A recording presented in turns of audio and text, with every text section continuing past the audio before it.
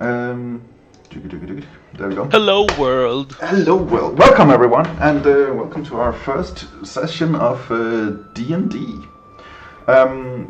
We will be playing in the Greyhawk settings, and today we will just be starting in a little corner of this world, which is huge as heck.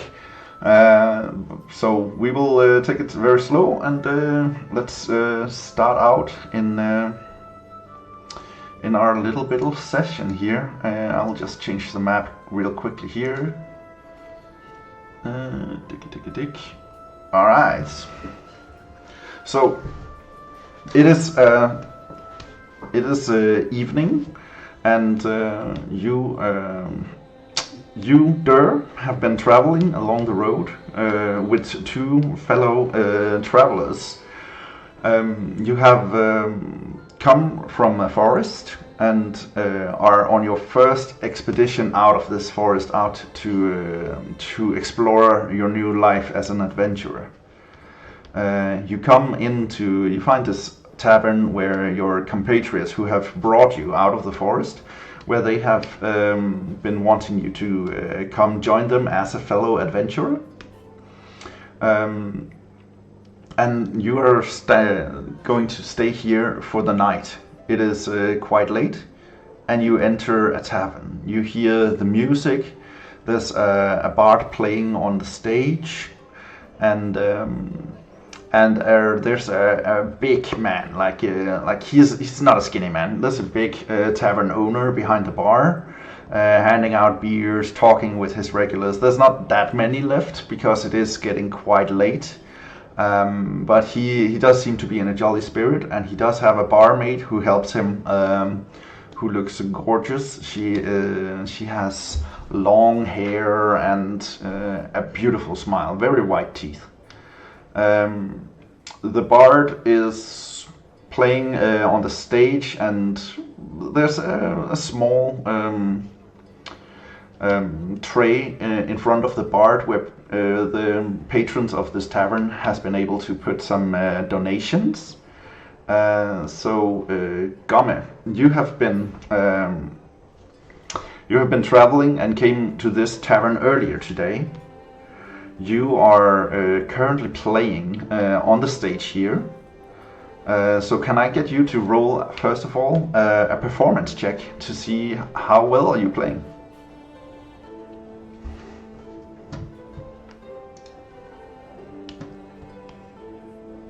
I'm playing like shit. Oh. Got a 4. Oh yeah, okay, a 4. Okay, fair enough.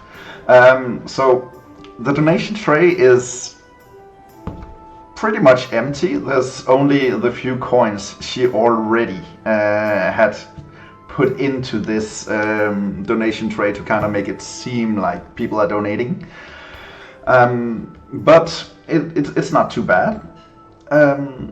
You see over in the bar that from the front door that this half orc wearing like loincloths. He doesn't seem very like you're guessing he probably never took a real shower.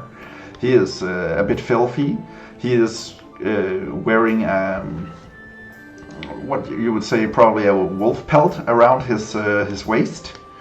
And in his on his back he is wearing a great axe. He comes into the bar, and it's a few of the patrons look to him and look to the other two who also came into the tavern with them. But instantly the chat starts continuing again.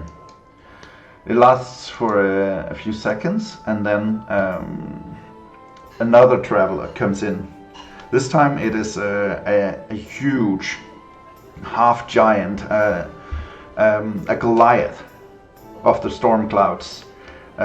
He's wearing priest's robes and is walking around with his traveling cane. He seems to be in a serene mood, like also kind of like this is also very new to him. He doesn't have a a lot of experiences out in places like this. He seems a bit out of place here. And the tavern keeper asks him, "What can I do for you?" Oh, well, is there something good among those wares behind your counter there? Well, I'm kind of all out of most of the stuff by now. I do have pretty good ale, though. Oh, well, ale is better than nothing, and I take 2. All right. So the barkeep goes over and starts pouring up the ale. Gomme, your session of playing, you have been paid 5 gold to play in here tonight, so you can add that to your inventory, to your gold counter. But your session is done now. It is pretty late, and most of the people have already left. It is getting slowly quiet, and just the talk of the tavern is the only sound that is still going on. What would you like to do?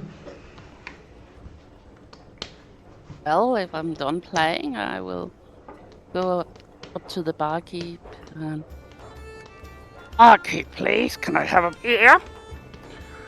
Sure, give me a second. So he hands over the beers to Bhorahim, the cleric, and starts pouring a beer to you. Durr, what are you doing while all of this is going on? I look at the people like walking up to the bar, curious. I walk up and like imitate them, asking for the same. All right. So he nods at you, doesn't really say much. He kind of looks at you and goes like, "Do you have any money?" I look at, like, I lift out my skirt like this, and look down, and bring up some gold coins. Ah, okay. He nods, and then he starts pouring you a beer too.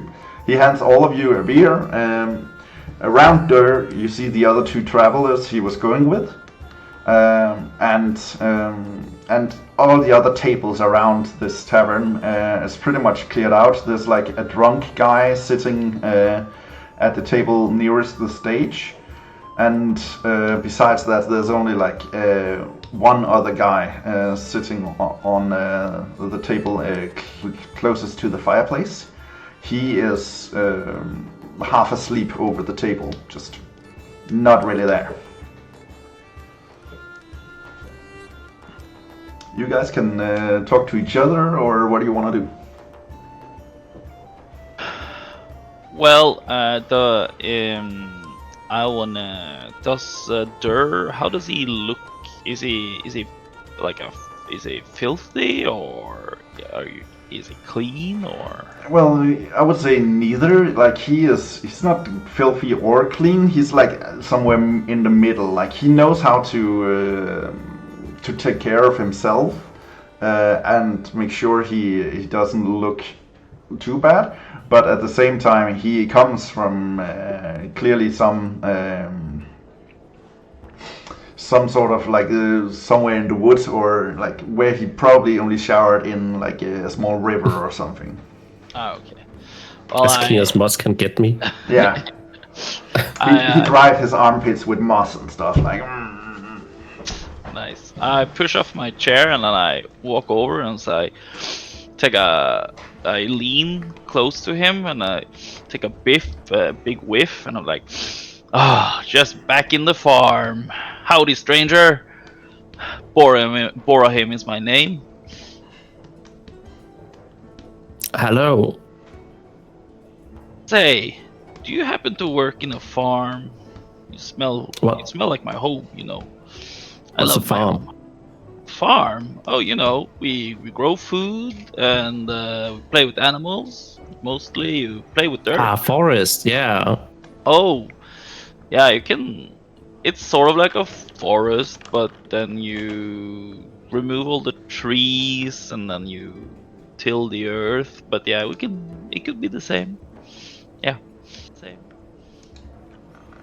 All right. One of the patriots, one of the two travelers who were with Durr when he came in, he stands up and he goes out from the tavern and goes out to find some place to go pee. So you guys are left alone with the sleepy guy, the drunken guy, and then the one traveler who seems to be talking with the barkeep. All right. Is the barkeep like super busy with the one guy, or can I? Not at all. He seems to be just talking. Like the guy is asking him about the area. He doesn't seem to be familiar with it, and the barkeep pretty much tells him that this area is mostly woodlands. They have been seeing a few goblins, a few wolves and stuff, but in general it should be a pretty safe area. Nothing too dangerous. All right. So I flick my fingers to get his attention, and I say, "Hey, barkeep, another beer, please." Right And away, say- sir. And say, there's a couple of patrons around here. Are they? And I lean in close. Are they friendly? They're as friendly as can be. Rudolph over there, he's mostly here every night. He just drinks. He has a small hut not too far away. Jeffrey, the guy who's sleeping, he's quite new. He's been here like for a few days. He has a room back behind the bar somewhere, where he gets to sleep for a few days. He has paid up front, but I don't really know too much about him. He seems exhausted. The guy who went to go pee comes running in to the tavern, and he starts screaming, "Goblins! We're getting attacked by goblins!" Goblins! Oh shit, oh shit, So- oh shit. The drunk guy goes out, like he grabs his sword and he just marches straight out. The sleepy guy, nothing. He doesn't notice at all. And the barmaid quickly runs behind the bar and kind of hides herself. And lastly, the barkeep just stands there, kind of in shock. He's never experienced this before. What do you guys do? I hear the word goblins and I storm out. Okay. Let's position you then. So you are outside. Okay, I'll just put you like. Whoop. There we are. You come out here. What about the other two? What do you guys do? I run over here to the window. Looks out. You run to the window. Okay. Yeah. Like here, just looking out. Okay. And what about you, Bhorahim? I look over the counter to the barmaid and I say, "Don't worry, little lady. This big guy will take care of you." And then I try to wake up the sleepy drunk guy. There's no reaction on this guy. He is gone. Like nothing can wake him right now, unless you want to slap him. I will say it's a gentle push with firm hand. You know. With a I will gentle slap push. You will slap him, okay? Then give me roll a Please won't d20. quit. Roll a d20. Right. Let's see. Where can I find the dice again? Down in the corner there should be like a dice, and then you can yeah, just choose between all of them.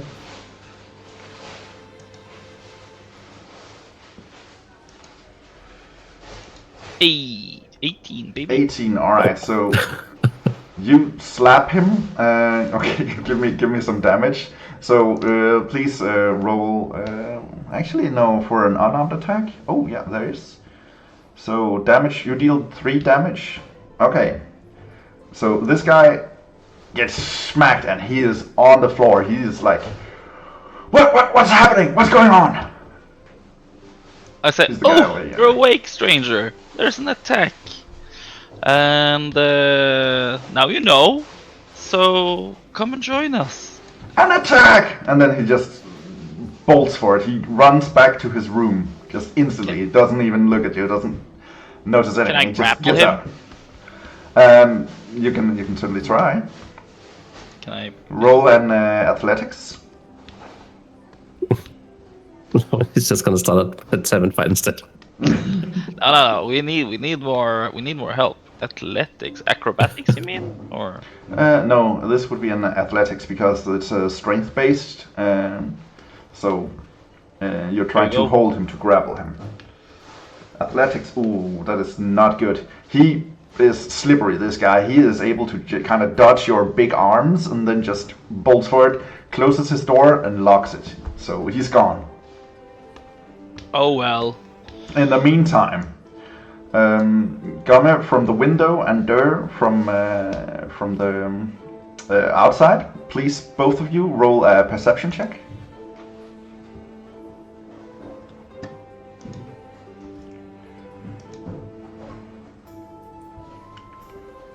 I don't see shit with my 2. Well, no one has cleaned these windows. They are dirty as fuck. You can't see shit in there. What about you, Then I start. Durr? How the hell do I do this again? Just You click go on the to name? you click on the plus or whatever you have to your perception. You have Oh, a there we plus go. 2 there, so you click it. Oh, okay. So you rolled. Oh, that's persuasion. Try again. Yeah, yeah. 2 up. Oh shit! Imagine like Perception. reading. I can read. I swear. I swear. All right, perception. Well, actually, it made absolutely no difference. I guess you rolled. Okay, you're then 13. Fine. So you can see that there's a bunch of goblins. Like there's a small army of them. Maybe you're not really good at counting, but you were estimating at least 3 handfuls. So let me just check. I can do this with the Fog of War, kind of. Alright, so you get a kind of sense that there are a bunch of goblins here. Oh, this is smart. Alright. And then I would like for all of you guys to roll initiative. Even me? Alright. Even you, because you're still Alright. in there doing stuff. Yeah. Checking Alright. stuff, yeah? Wait. Initiative. Where to see? Shit. There we go. Durr is taken aback. Hey. Oh, That's an intelligence save. Oh yeah. That's okay. That's a. It's fine. I'll give you the initiative. Let's see. What is your initiative? You have. Found it. You have I rolled. +2, so you actually have 22 to initiative. That's high. I rolled. I get 14. It doesn't make that much difference since you're that far behind everyone. That's fine. And Gomme got a 13, and boom, auto initiative. Okay, we are in combat. Okay, so Bhorahim, you first. What would you like to do? Ooh, alright. So, is there a possibility for me to go behind the counter and make a firebomb? What the? A firebomb? Yeah, so like a Molotov cocktail? Just a the only thing he has left is beer, and beer does not have a high enough percentage Alright, to okay. actually make any kind of bombs. You alright, you can make them wet if you want. Slippery is always good. Well, then I will march out. I'm just gonna see if I can see how much I can move. Your movement speed, since you are this big, you actually have 35, so you can move 7 fields. 7 spaces.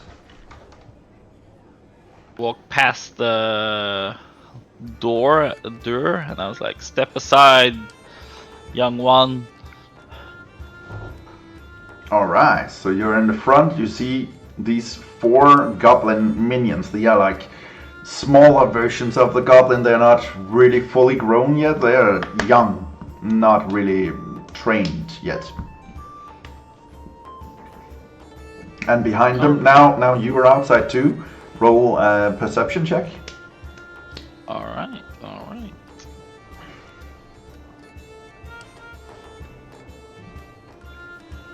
Oh, you only see those 4. You see nothing else. Alright. Alright, and that was your movement. Would you like to do something with your action, or? Yeah, I would. I will. I sense the danger, so I will turn around and I will touch Durr and give him some guidance. You will throw guidance at Durr. Okay. How does it look when you cast guidance? It's I will say it since I am blue in color, and it says it, like my hand grows just another faint addition of blue, and gives a little sparkle at the end. Okay, so there you see this giant Goliath hand starts shimmering blue. He points towards you, and this blue shimmer goes over to you, and you feel like something is guiding you. You feel a guidance towards your next attack. All right, that was your action, or is that a bonus action? Guidance? No, it's my action. Yeah, it's a cantrip, so it's a Okay, spell. So and it's yes, okay. Boom. All right, cool. That was your action. Do you want anything for your bonus action? no, I think it's fine. Okay, fine. Then it is Gomme's turn. Okay. Looks out of the door now. Yeah. What kind of weapon are they carrying? All of these, you see these 4 goblins now. They are like all of them, pretty much just stone, as kind of in the shape of like of daggers. So they are like not very valuable at all, but clearly they are sharp enough that they would be able to do some serious damage if they get close to you. So slashing damage. Yes, they would be dealing slashing damage. Looks, takes one more steps, touches door. Touches Durr, yeah? Is it pronounced Durr or door? Because they keep saying door. It's like a growl. Durr. Durr. Yeah. And I will touch him with resistance. Resistance, alright. So, how does it look when you cast resistance? Like glitter being thrown at him. Alright, so you're pretty much just tossing some sparkles at him, and suddenly, Durr, you feel a brush of sparkles coming from behind you, and suddenly you feel like slashing weapons. That's not a problem at all. Like if someone were to strike you with a sword right now, you would laugh at it. Alright, and that's the end of that. Do you have anything else you want to do? And we. And then you go in again. Okay. Fair enough. You can do it. Gomme has the utmost faith in you, Durr. All right. If only she knew how bad your initiative was. All right. So it is now time for minion A. That's the guy over here. Okay. So minion A, let me just check how fast are these fuckers. Movement speed, oh, he can go 30 feet. Alright, so they just come charging. You see the drunk guy who took his sword and just instantly charged out. He's already dead. He's been stabbed several times already, and he doesn't seem to have injured any of the goblins. Like, he clearly was just really overestimating his own chances against this horde of goblins. So minion A here has a already bloodied dagger, and then he charges towards you. Since you are in front, Bhorahim, he goes towards you, and then he would like to do a dagger stab. So let's see. We will roll. All right. 8 to hit. Does it hit? No. No. Alright, so he tries to hit you, but he sees, like, he thinks that you're just wearing, like, this robe. He doesn't know that underneath the robe you have an armor. So his dagger, stone dagger, just hits you, and, like, you feel the poke, but it doesn't penetrate. So it doesn't deal any damage. Alright. That was his turn. He's not able to do anything else for this turn. So that'll be next. Minion Goblin B. He rushes towards you and does the same thing. Right. Let's see if any of these goblins with their little stone knives are able to actually penetrate your armor. Alright. A 13 to hit? Nope.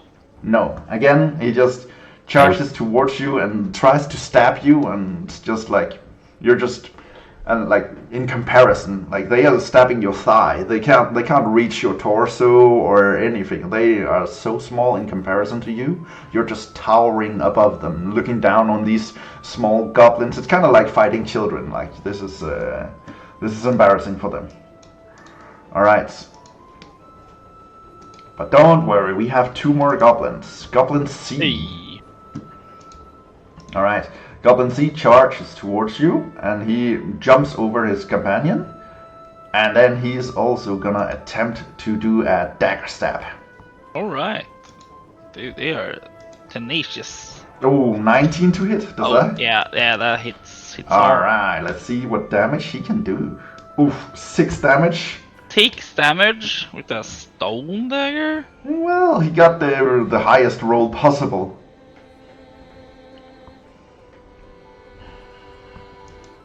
Wow. Okay. Alright, how you doing? How you doing? I'm bleeding. Are you bleeding a bit? Okay. Yeah. There's one more goblin just waiting for his turn here, so he's gonna just charge ahead. Let's see, 1, 2, 3, 4, 5, 6. Well, you're the only one he can reach. So he comes up to you, and he is again gonna attempt to do a dagger stab. Right. 10. That does not hit, I guess. No. Okay. So one of the goblins managed to find like a chink in your armor and was able to get you pretty good with a dagger stab. But the rest of them has not been able to do anything. You see on the other road coming towards the tavern, you see a horse, a white horse, with what looks to be like a young boy, like you're estimating him to be like start of his teenage years, maybe 13, 14, 15, something like that. He's pretty young, and on the back of him he has this long staff. He still hasn't noticed what's going on, but he's coming towards you. Alright, and that is the turn for this. Give me just a second. We'll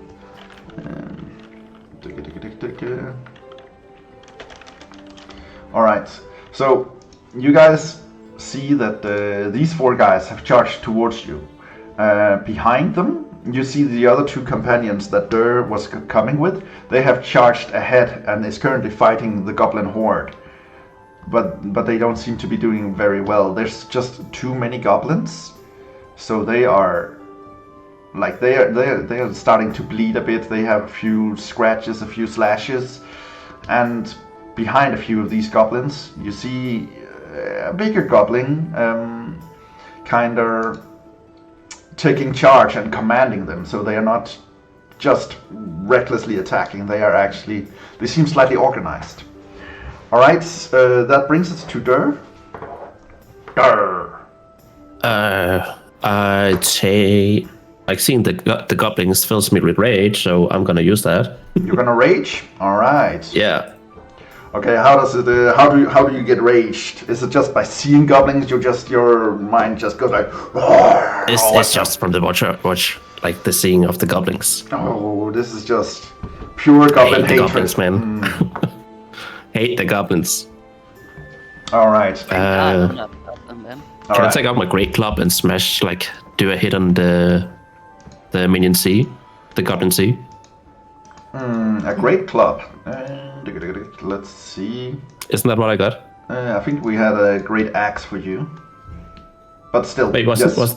wasn't the great axe for later, and then I started with the great club, like a big block? Oh yeah, true. That's good.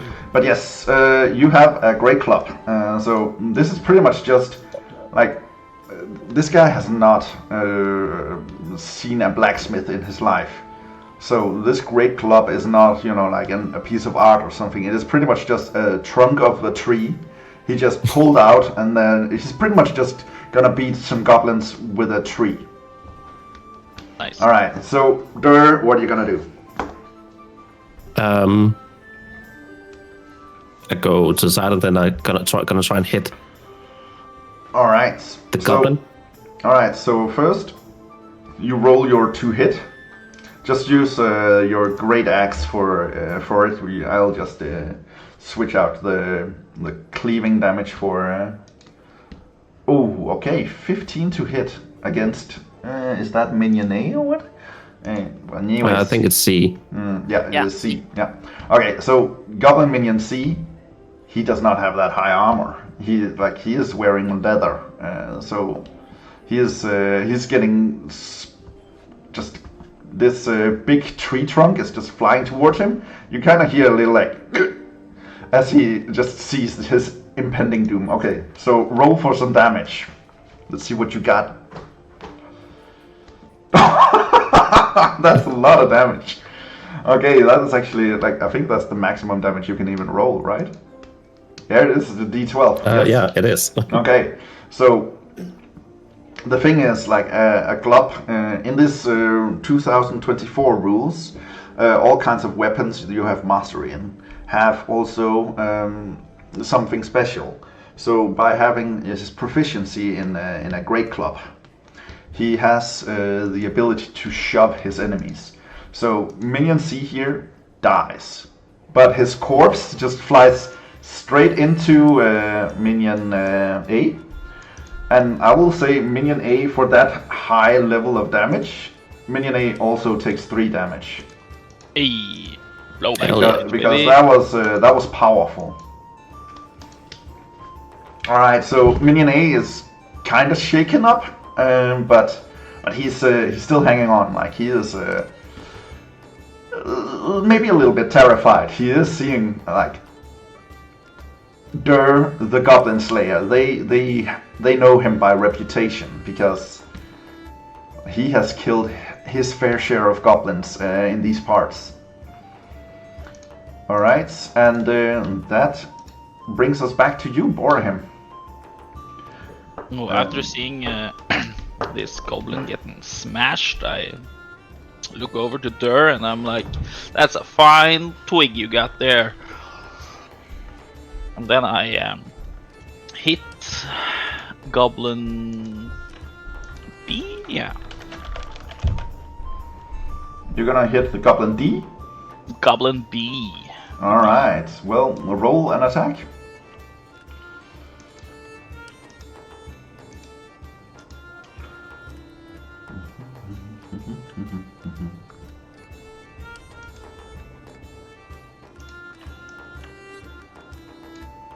Do I just push on the weapon or? Yes, with yours, you should have first the one hit / DC. It says +4 to your mace, I think. So if you just click that, it should do the roll for you.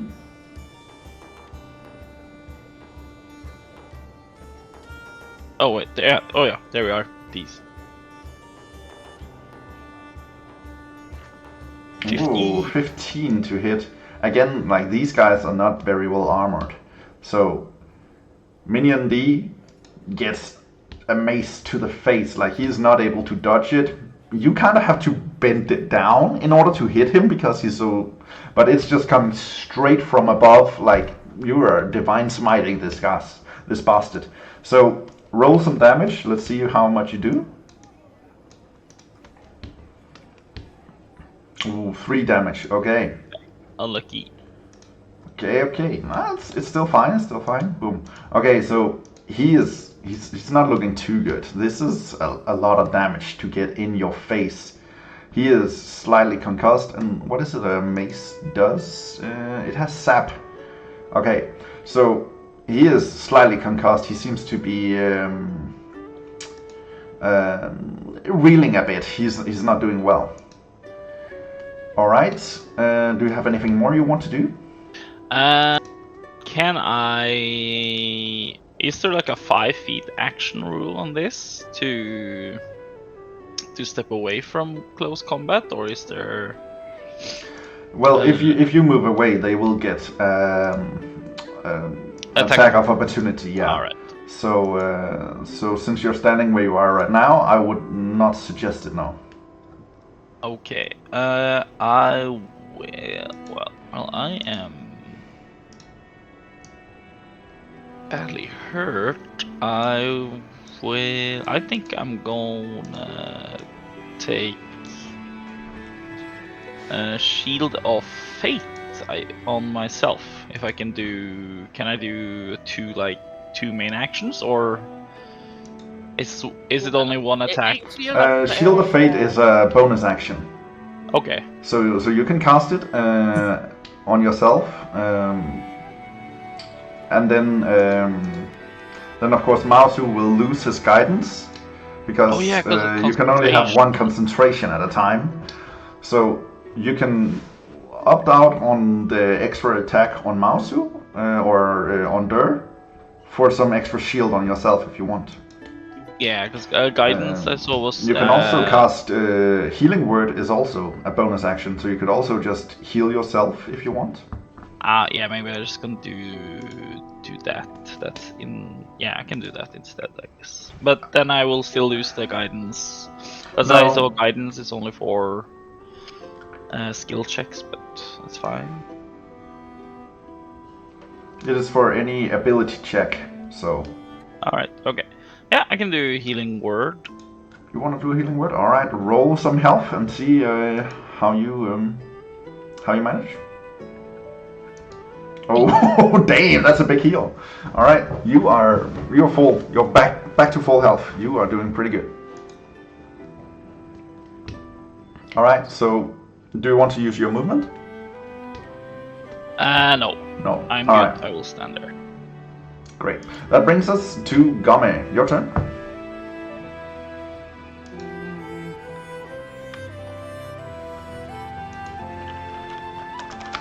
God, I wish I had a bow.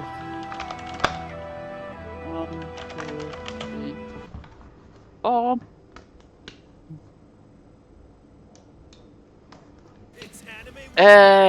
Dagger go 19. Dagger go 19. So you're throwing your dagger, or you're going all the way to stab him? You moved, so to stab him? Stab? Yeah. Okay. So you just charge at him with your what instrument was it you had? I have a dagger. I have No, daggers. what instrument did you have?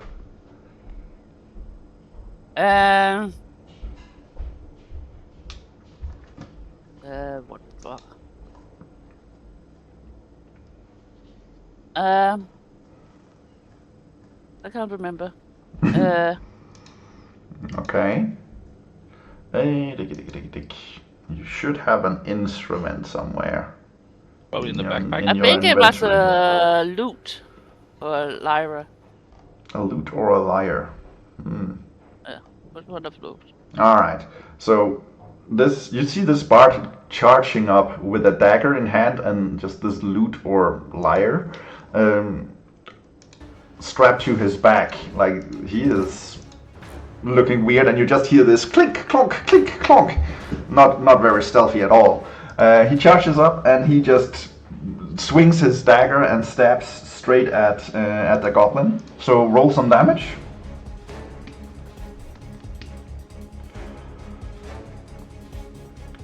Oh, 7 damage, and it was at minion D? Mm-hmm.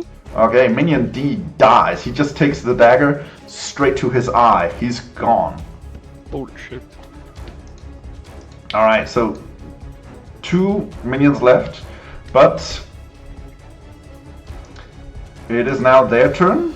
Can you guys all just give me a perception check? Mm-hmm. Let me see if I can hit the right one. And yeah. Yeah? Nope. Because I got 2 weapon fighting. Oh, okay, so you have another attack. Yeah. Okay, well, try to do whatever you want with the other attack. You want to hit the other minion? Oh, 24, Yeah. nasty. I also have 2 weapon fighting, so light weapon you can make all extra as a bonus action later in the same turn. 6. Or with a different light weapon. 6. Is it still +2 when it's on your second hand? I'm not sure about that. I think the second hand deals less damage. If I remember correctly. But it's fine. I will let you just deal a dagger stab to him. So we'll just say he took 6 damage here. He is barely hanging on there, and like that leaves him bleeding. He is not looking very well, that's for sure. All right, so No, when I got 2 weapons fighting, I can. It's still the same damage. okay, fine. Well, he's not dead, but he took a lot of damage. He's not doing well, that's for sure.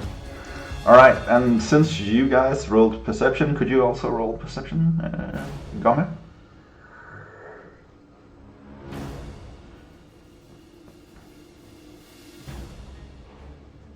12. All right, so you see a little better now, but you don't see too much. But you can hear it. And your other 2, you see just there's so many goblins coming at you. The other 2 fighters who were with Durr, your new companions, you haven't really gotten an emotional bond with them yet. You walked with them for maybe a few hours, that's it. But you just see that here we have an army of goblins just coming at you. So, top of the round, it is now the goblin hexer here, who's now looking into this whole situation and ready to deal with it. The guy who is coming on the horse has noticed what's going on. He jumps down from the horse, and you notice, even though this is a young kid, as I said, no more than 13, 14, 15 years old-ish, he starts channeling a spell. He casts a fireball, and let's just see how much damage he can deal with all of these goblins charging at you. If this guy doesn't do well, you guys might not last long. Alright, so let me just roll some fire damage. Give me a second, I gotta see how much is it a fireball does.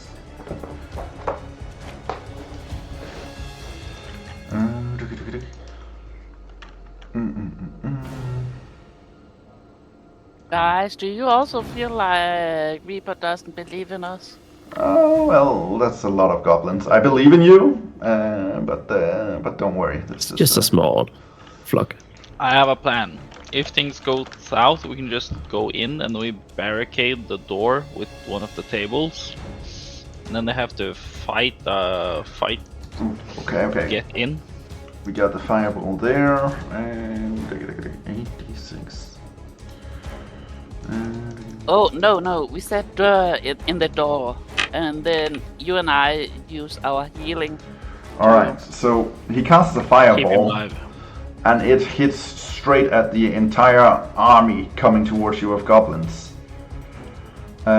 Before it hits, you see the goblin hexer, who seems to be leading this charge, notices that he's about to cast a spell and tosses a vial at him. So as his fireball flies at them, you see this vial of some purple liquid flying towards him, and they just pass each other along the way. He deals an astounding 28 damage, leaving a lot of these goblins dead. But the hexer is just quite heavily damaged, survives the damage, and this young kid gets hit by this vial that then breaks on him, and that is his turn. Alright, and that brings us to Goblin Minion A. There's only these 3 goblins left now. You see a bunch of goblins behind the hexer that are starting to run. They are screaming, they are terrified, but the hexer stays. Alright, and that brings us to Goblin A, who is... he's not looking too good. He's got pretty damaged, but he's still ready in the fight. He doesn't really notice that all of his friends are gone. So he tries to charge up at you, Durr, because you were the one who sent one of his friends flying into his face. So he wants to get some revenge here. So let's see. He will roll with this. Boom. All right, 7 to hit. Nope. No. Okay. So he tries to stab you with this stone dagger, and you just flex your muscles, and the dagger just... it's not even able to pierce your skin because you're so tough, so muscly. Like this stone dagger, it hurts a little bit, but honestly, you met a wasp that did more damage to you. Alright, that was Minion A. Then the other goblin minion, he's looking really shitty. Like he got stabbed and he is not doing well. By the way, what does this dagger also... you're proficient with them, right? So you have some effect on them? Oh, they have Nick, which does what? Okay, it just gives you a higher chance to hit them. You actually get to add your proficiency with to your hit. Okay, that's good. What are you talking to? I'm talking to you, Gomme. You were the one who stabbed him. I was just checking to see if there was any other effects on the dagger stab. But he is doing okay. He is not having any other repercussions of your dagger stab. But he gets angry at you, so he's gonna try to hurt you. So he rolls to attack for you, Gomme. And he rolls 22. That hits, right? Alright. Damn. Okay. Let's see what damage he does. He does 4 damage to you. Yowza. Okay. How are you holding up?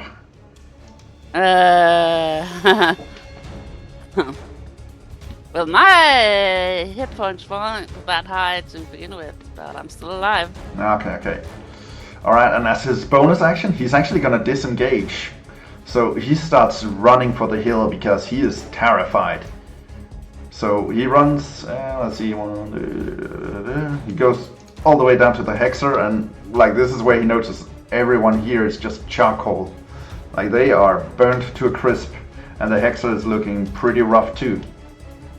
But don't we have an opportunity to attack him? No, since he used his bonus action to disengage, he actually can run away from you without you getting a bonus reaction to do it.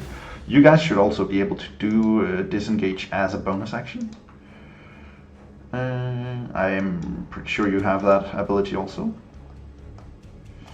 But it does cost your bonus action. So he does that, and he runs away. And that brings us to Durr. I see like they start like to flee, so I let my great club go and pick the minion up with bar like unarmed. Can I like toss it at the other minions running? Oh, so you want to toss the goblin at the other goblin? Yeah. All right, yeah, you can. Nice. That's for sure. I like it. So in order to do that, I would call this like this should be an improvised weapon. Okay. So do let's see, roll an athletics to see like roll a d20. Yes, and then athletics. Boom, nice, 23.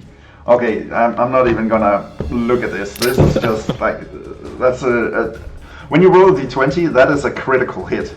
So you just you take the goblin by its hand and then just flux it straight at the other goblin, no problem, and both of them just collide head to head and are both laying motionless on the ground.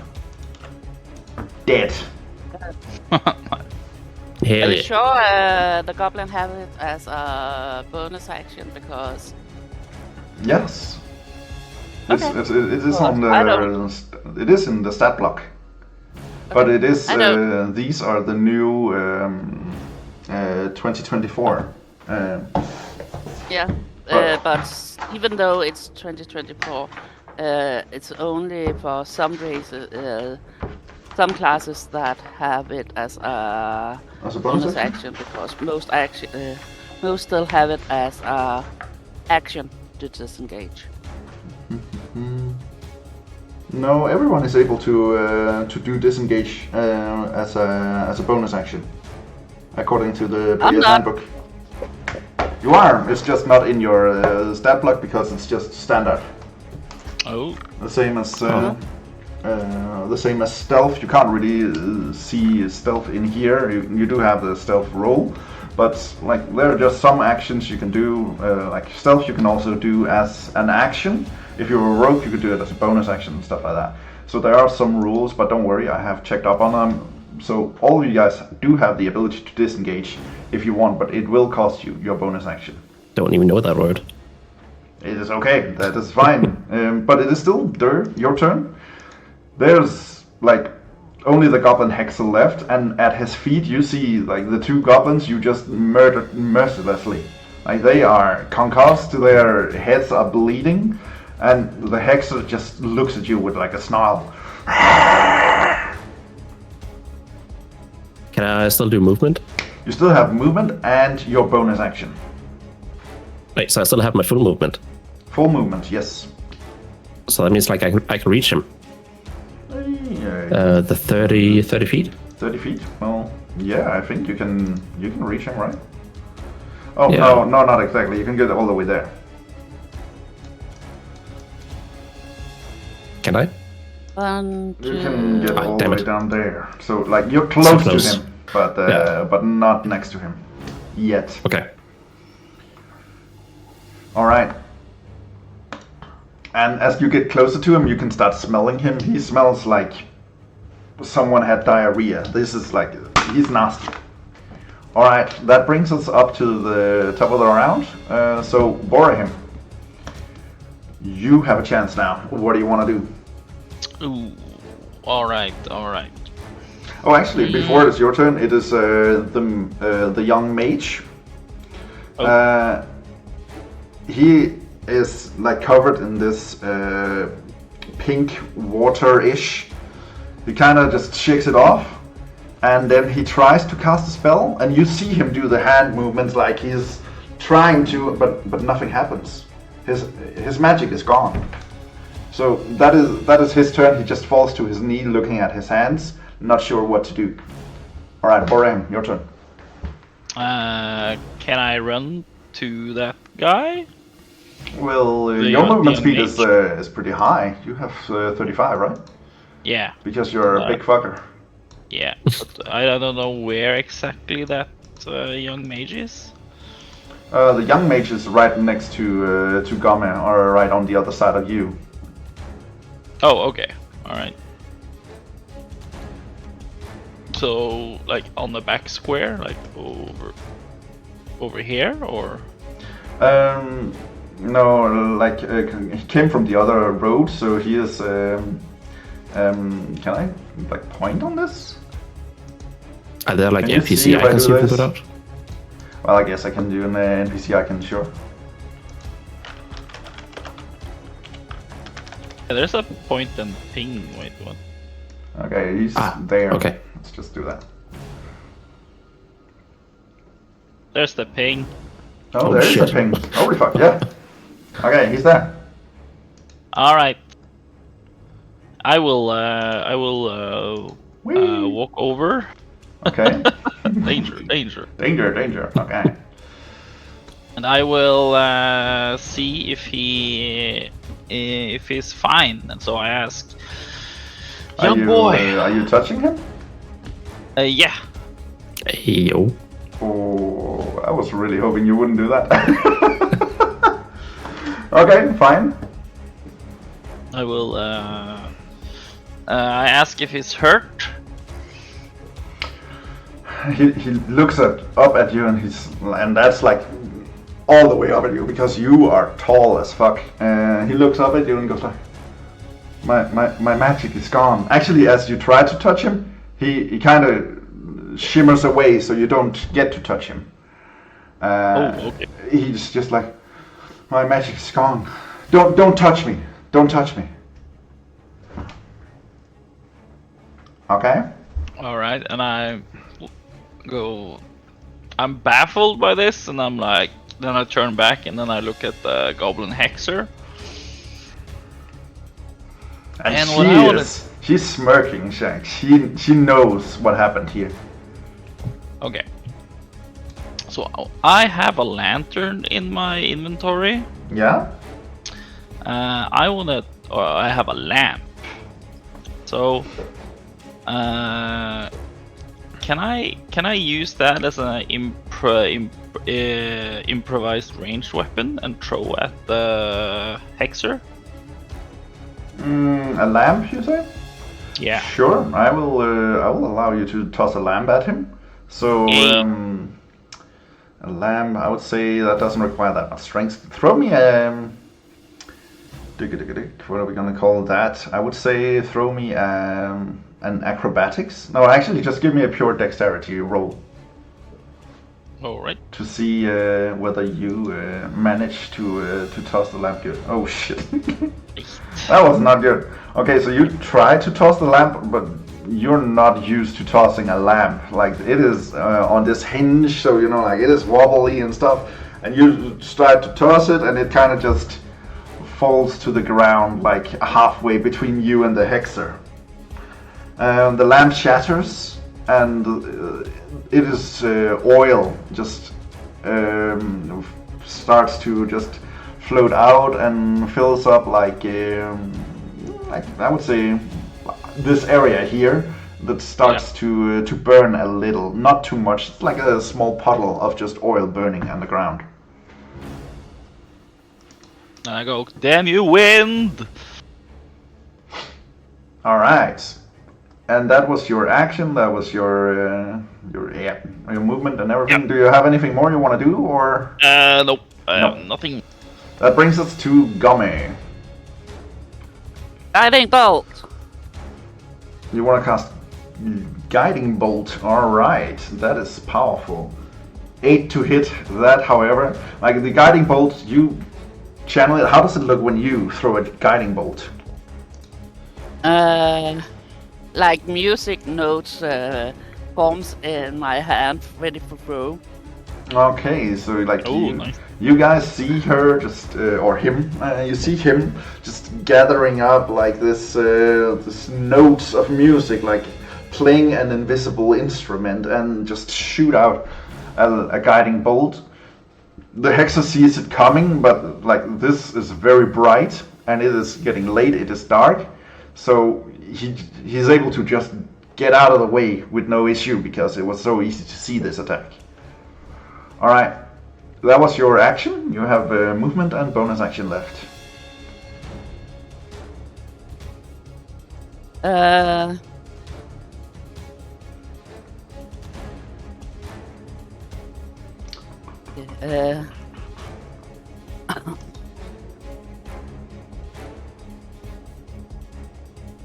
yells, Durr. You can do it, I believe. Believe in happiness. Believe in happiness, Pass. yes. That's All right. the bardic inspiration. Alright, so that means, Durr, you have now Bardic Inspiration. What that does is Okay. that when it's your turn, whenever you roll a d20, you have the option of using your Bardic Inspiration and roll a d6 and add whatever you roll to that number. So for instance, if you go to attack, you roll, let's say 13, that does not hit, then you can choose to roll your Bardic Inspiration, add that, and then you might be able to hit it. Oh, hell yeah. Oh yeah. Alright. So, boom. Next turn. It is the Goblin Hexer. And the Goblin Hexer is it's smarter than the average Goblin, that's for sure. And it wants to exploit the whole scenario here. So what it does is the Goblin Hexer casts Grease, which is a spell that creates this big area of this greasy material. And he casts that right over here where the lantern broke, shattered. And you see, like, you guys are now separated. There's a small river of fire separating you guys from Durr. Alright, and that was his turn. So that brings us actually to you, Durr. Well, that made it even better. You are It's like now I'm still one-on-one. I'm like still charging at him, and like while I'm charging, I'm trying to like grab him and do him 180 turn and toss him back into the fire. Oh, use the environment against him. That is nice. Okay. Yeah. Okay. Good. I'll let you do that. Okay, but then you will have to roll. I guess that would require your strength. So I will have you roll, and I'll give you an athletics checks for that. Okay. Does he still have guidance? Oh, fuck. Or is it lost? No, he has lost his guidance. He does have. Am I able to use the bard inspiration of that? You can use your bardic inspiration for sure. What did I have to roll then? D6. That's a D6, so you just press that small dice in the corner, and then you just choose the D6 and roll. So that's a 9 together. Okay, and 9 together. So you do manage to grab him, but since it's a 9, that's not very high. You manage to just toss him like over here. Okay. He does take, because you are throwing him to the ground, I would say roll a d4.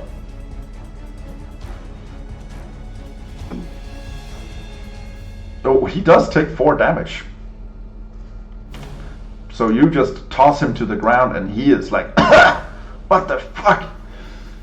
Alright, so that was your action. Do you want to do more on your turn? Do you have anything? I can do more. If you have a bonus action, I don't know if you have anything there.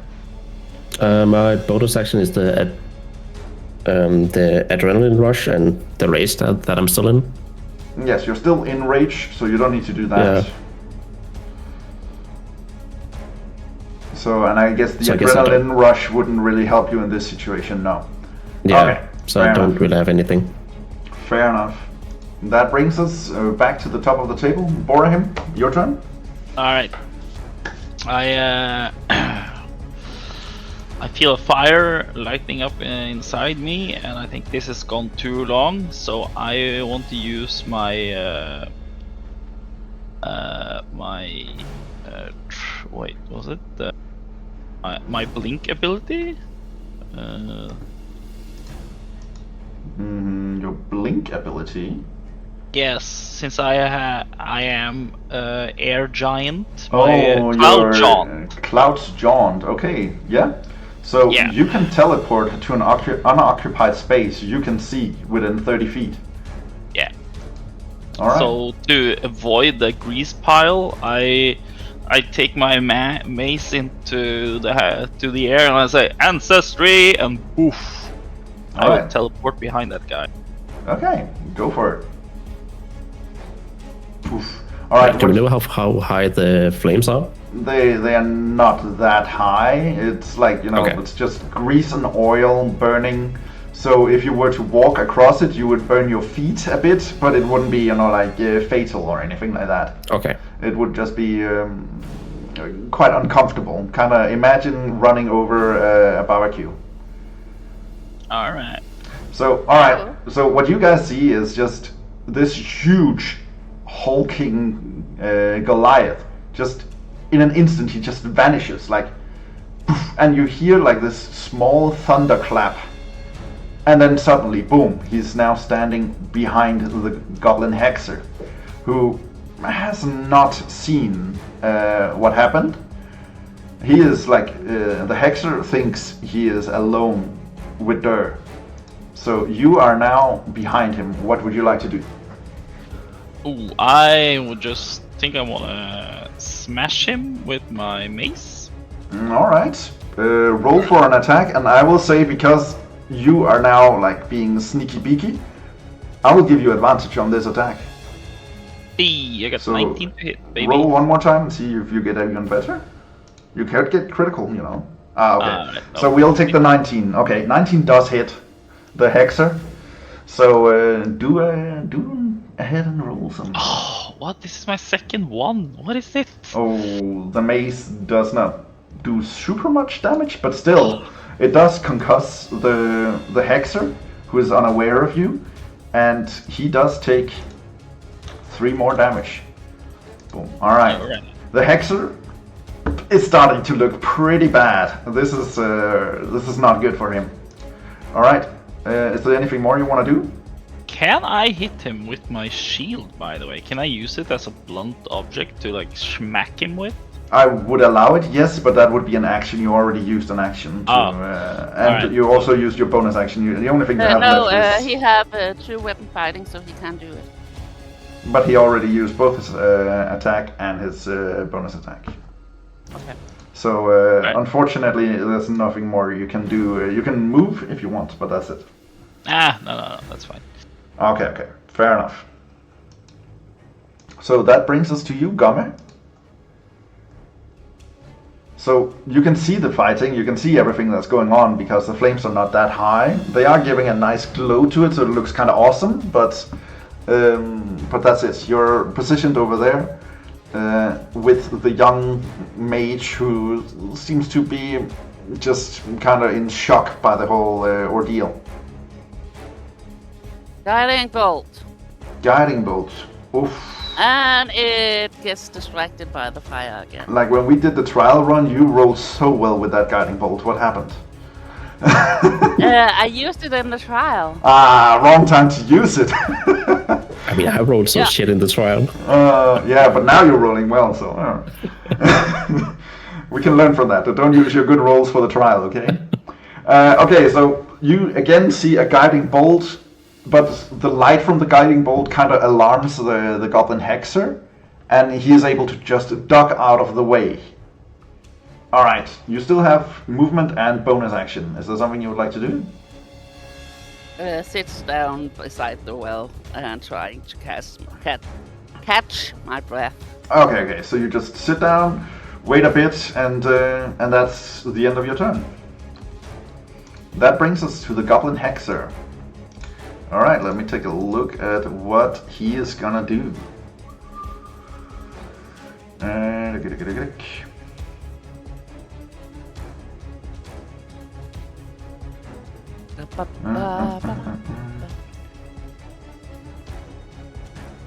Okay, so the Goblin Hexer is gonna cast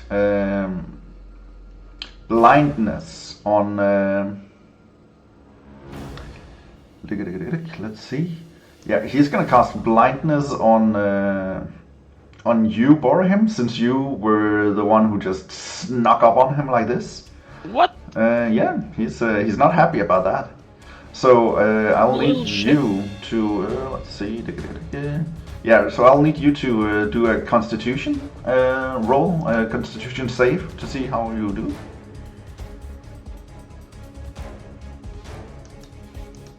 13. That is exactly what you needed to roll.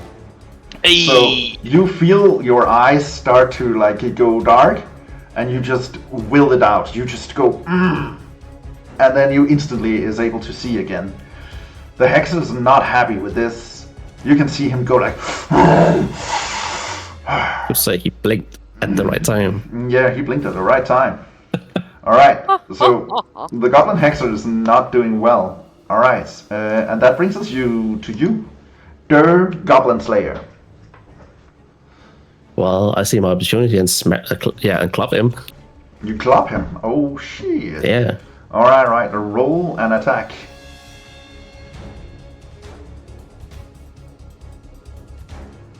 Ooh, 14. However, the Goblin Hexer will now use his Jinx ability. So he can see that he is about to get hit by an attack. And then you will now have to do a Wisdom save to see if you can actually manage to overcome it or get jinxed and fail the attack. So roll a Wisdom saving throw. Oh, fuck. Oh, okay. So in the last moment he managed to jinx you, and you feel suddenly your club just goes to the ground. Like you just lose the will to actually hit him. Alright. That was your action. You still have a bonus action? Well, I don't really have any bonus actions that is useful, so yeah. Well, you could just go for, like, try to shove him, I guess. Shove him into the fire. Oh yeah, let me try and do that. Okay.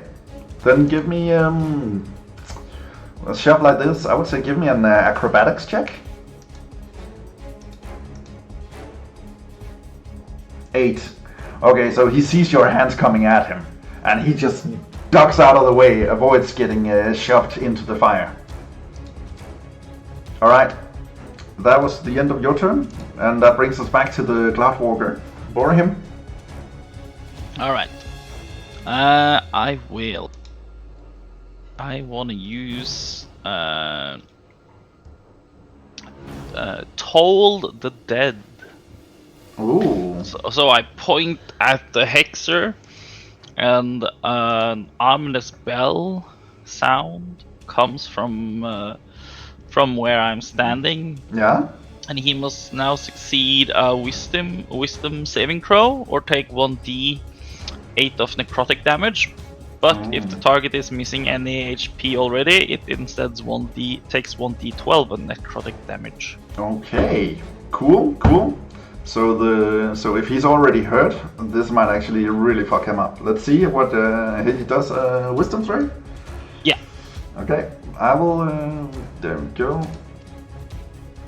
9. Hey. That does not succeed. Okay, roll a d12, I guess. Yeah. I can only roll a d8, but I will just do a random die. Yeah, just take a random die, that's fine.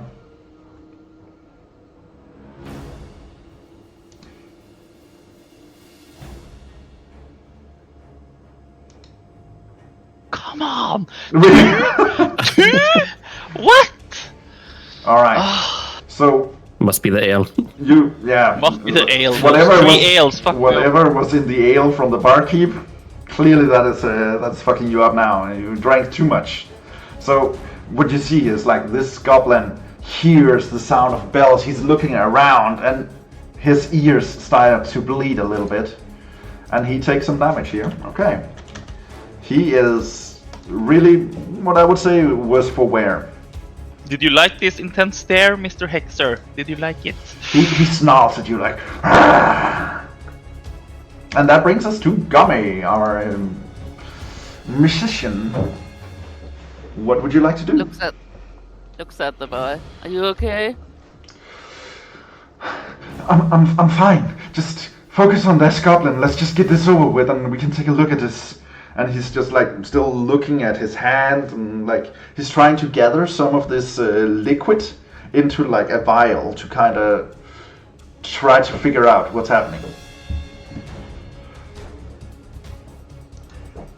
All right, I will say that was your bonus action to talk to him in the middle of combat.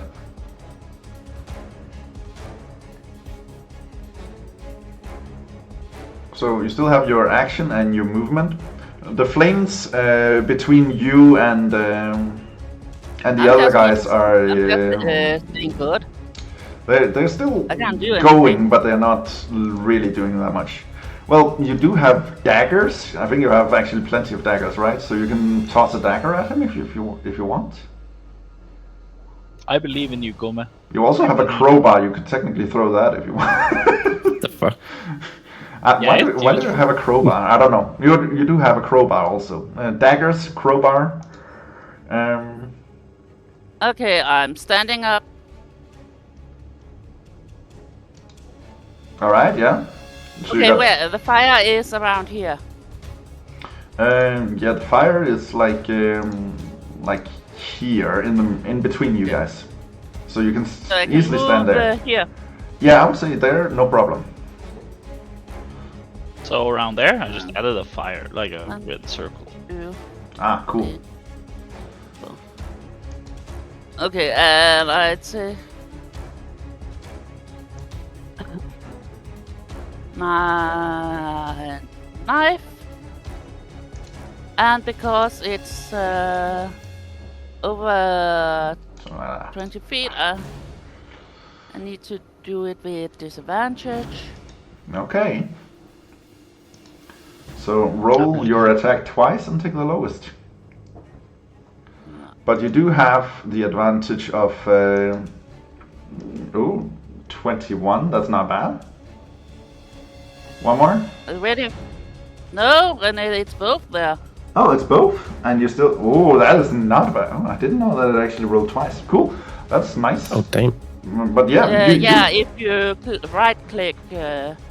Oh, you can roll with disadvantage. Yeah. Okay. Disadvantage. Cool. Oh, I'm still new to this, so it's like, but cool, good. Oh, and that was a good roll on that. Okay. Well, Coming to the rescue. well, Action shot. tell me, how do you kill this goblin? Right. In the forehead. All right. So, you guys are in the middle of the fight with this goblin, and you just suddenly see a dagger just coming flying from behind you. Just hit the goblin straight in the forehead, and he just falls back over, just like boop. He is now dead. You are really long time about trying to kill that goblin. Yeah. And goes All right, back and so- sits. So the flames die down, and the fight is now over. Oh, no more flames. No I want to more barbecue one. flames. Well, it's still warm. I guess you could just. You know, we can slow cook it. You know, as when from Bhorahim's point of view, and he saw the dagger like fly through the fire and flames, he's like, "Damn, that's one sexy bard right there." All right. By the way, bring the dagger back, please. Oh yeah, of course. A victory for the kill. Okay. So, I really need to buy a bow. could work. Yeah. Okay. So the young archmage or mage gets up and like he is now like pushed all the liquid he could into a vial. And he goes into the tavern and just finds a table and starts looking into this liquid. So, what are you guys doing? I asked Gomme if he has problems with intestines, because from where I'm from, you can use intestines to make bowstring. So we can make a bow for you right here. We just need to play a bit with his body, but it could work. Are you gonna make a goblin bow? Yeah, why not? Hey, I am all for it, but it's up to Gomme. Do you want to use intestines bow? It's probably not gonna smell too nice, but We dry the intestines first, Ah, and then okay, we okay. use it as a string, and then we just find some wood around here that we can shape into. you are in the forest, so yeah. Yeah. I'm good, but I need arrows too, so. That's true. Maybe the Yeah. barkeep may have some arrows. Who knows? By the way, where is the barkeep? Yeah, you're right. Well, stands Right. up and goes inside. Wait, before we like move too much, can I like pick up the dagger and ask Bhorahim where you get like so pointy wood? Pointy wood? What do you mean by that? Like points at the dagger, like because I don't without knowing it's metal. Oh, right. So yeah, so I point at the ground, and that's like, you see this earth here underneath this. There's minerals, so you can find and shape, and you can make this pointy wood, as you call it. We call it iron, but there's other materials as well. Mm. But I will teach you But the you- ways. Okay. Because one time in my farm, I had to wrestle one of my pigs, and we accidentally found like a tiny little vein of iron, and yeah, it was quite an adventure. Oh, Guess I will start follow Bhorahim here, because he needs to like teach me stuff yes, about shiny wood. shiny wood. Shiny wood is good. Yes. All right, I will. I say to Durr, you fight well. You truly are a goblin slayer. I am proud to be your companion. All right. Cool. And Gomme, you just went inside and started drinking again, or what's happening? No. Okay. Barkeep! What? Did you? Are you guys okay? Yeah, the goblins are dead. You owe us a beer. Where are the other guys? Of course, beers on They're me. coming. Beers on me. They're coming. Oh, and a room for the night. A room for the night? Sure, that can be arranged. I don't have many rooms, but there's some available upstairs. Okay. And over in the corner, you see the young mage. Let me just his name. There we go. All right, the young mage is currently looking into this vial. He has taken out like a small alchemy kit from his pouch, and is currently like doing some investigation into what he was hit with. Oh, I point at I walk into the bar, and then as I soon cross the threshold from the door, I see the little boy, and I point at him, and I yell, "You, young boy, what is the matter of this purple stuff?" He doesn't seem to notice you. Can I intimidate him? Well, you can go up to him. Maybe he will react. All right. Then I walk up to him, Yeah. and I grab a chair, and then I cautiously just tell him one more time, what's the deal with the purple liquid? All right, you walk up to him, and he's like currently just looking through it, trying to figure out what it is, what's happening, and he just like without even looking up, he's just talking like I'm not sure yet, but I do have my suspicions, and if I'm right, this can be undone, but I am currently just not able to use magic until I actually get this figured out. Use magic. Magic is, how is it gone? Have you ever, is this a common problem around here that people can't use magic anymore, or? No, I have never heard of this, but I know that this liquid he threw at me must be the reason why. I'm pretty sure that I can figure out how to cleanse it, but I will need to get the aid of my friends. But I was actually going to the Pale Bark village. They had called for my help. I'm sad to have to let them down. Maybe you could. Would you be willing to go to this village and look into there's something going on there. They asked me to come and help them investigate, but without my magic, I don't know how much use I will be. Could I task you with going to this village and look into it for me? Well, I can join you to this village, yeah, and we can find out together, young one. I'm sorry, but I without my magic, I'm not going to be any use to you. I will need to go to find my friend Mentlin, and he will be able to tell me and help me figure this out. If I'm right, this is water from the river Styx. One touch of this, and you will lose your magic. But a powerful enough cleric would be able to fix this.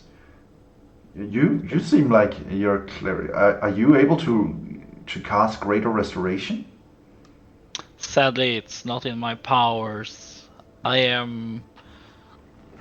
have newly experienced this light, this beacon that is in me right now, and I don't think I can help you with this, but maybe one day, but not today. I got a portal is closed. Yeah, I don't know. This thingy is still in beta, so just refresh the page, and you should be able to join in again. All right, okay. And what about the other two guys? What are you guys doing?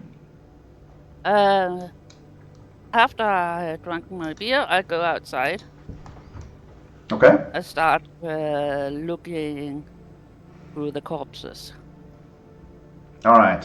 You look through the corpses. You find some like tattered animal pelts. Like they are smelly. They are dirty. You find some of these wooden or not wooden stone knives. Pretty much just sharp stones. And there's not really that much. You can roll a perception check. I'm more focusing on the Hexa. On the Hexa, okay, yeah. So roll a perception check on him.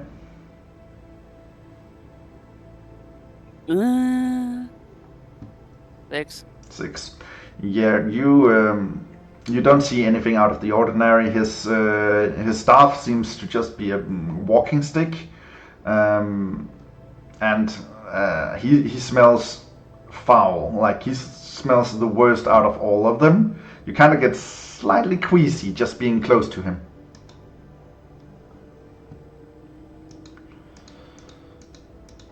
And what about you, Durr? What are you doing? I follow Bhorahim into the bar. Okay. And like sits there and wait for him to like move. Oh, so you're just staying behind him, like just. Okay. I'm just like following him as a puppet.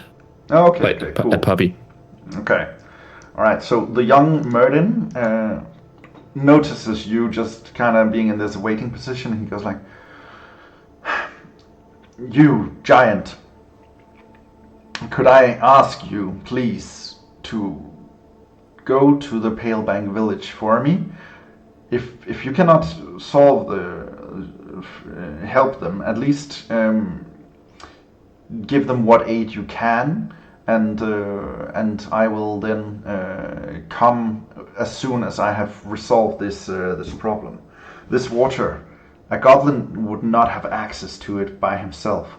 I will need to talk to my friends and figure out what is going on, and I will need to restore my magic. After that, I will be happy to join you. So could I ask you this I will make sure that you are paid adequately for your services. Well, well, I am up for an adventure, but I don't think I can do this alone. So I turn to Durr and I ask him, Goblin Slayer, would you like to accompany me on this Pale Village mission? If it will lead me to shiny sticks, then yeah. Yeah, there will probably some sign. Yes, regard. Then I turn back to Merdin and say, "Is there a blacksmith in the village? Maybe. Do you know this? Do you know if there's a blacksmith?" I am not familiar with the Pale Bank village. If not a blacksmith, they should at least have some sort of a merchant. But I have not traveled this far north before.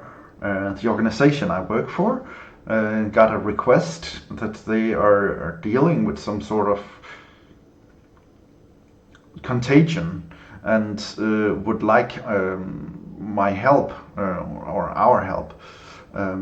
But I honestly don't know much about the village. You will have to go there and find out. But I am sure they have at least a merchant. A merchant, you say? But could I ask you guys, like all three of you, you are the only survivors. You hear as he says that, the barkeep goes like, "What? But what about Jeffrey? What about my the other guys? You said they were coming." They fought well, barkeep, but Yeah, I meant those guys. What? But there were other guys. What happened to them? Oh, you know. Goblins? Oh. Yeah, okay. He kind of just like hangs his head. You see, like he is visibly upset by the whole situation. Clearly, he is not used to these kinds of situations. I must say, I'm quite surprised seeing goblins. They don't usually come this far from the forest. This makes no sense. Like there must be something guiding them. I don't know. And he just like puts 4 beers.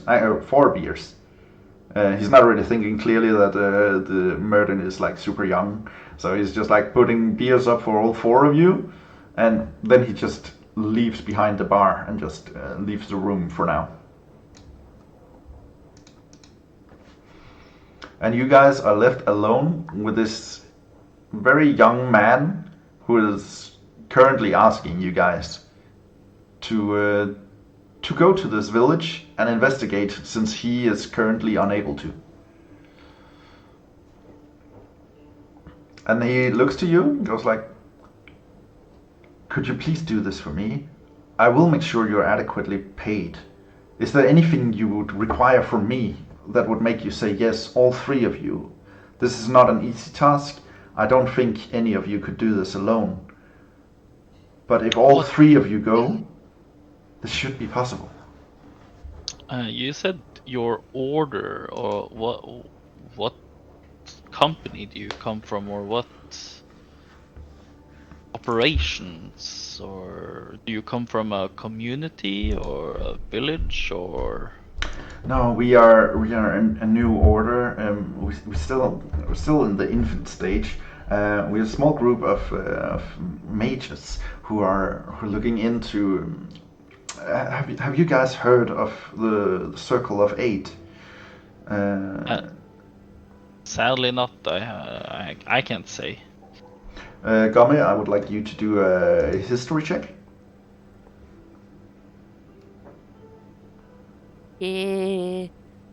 Story. Yes. Alright, 8.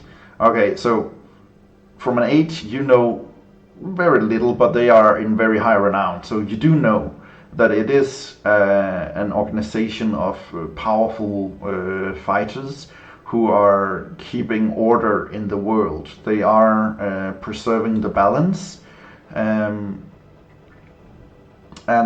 they are led by a great powerful mage known as Morton Kanan. I know a little. Okie dokie. And Merton looks at you. It's fine if you don't know them, but quite weird. I thought everyone knew of them. But the Circle of Eight is a powerful mage organization that are protecting the realm and keeping balance. But they are stretched thin. They are protecting worlds. What we are trying to create is a small organization to keep balance on this plan, on this world, on the world of on the continent of Flanes.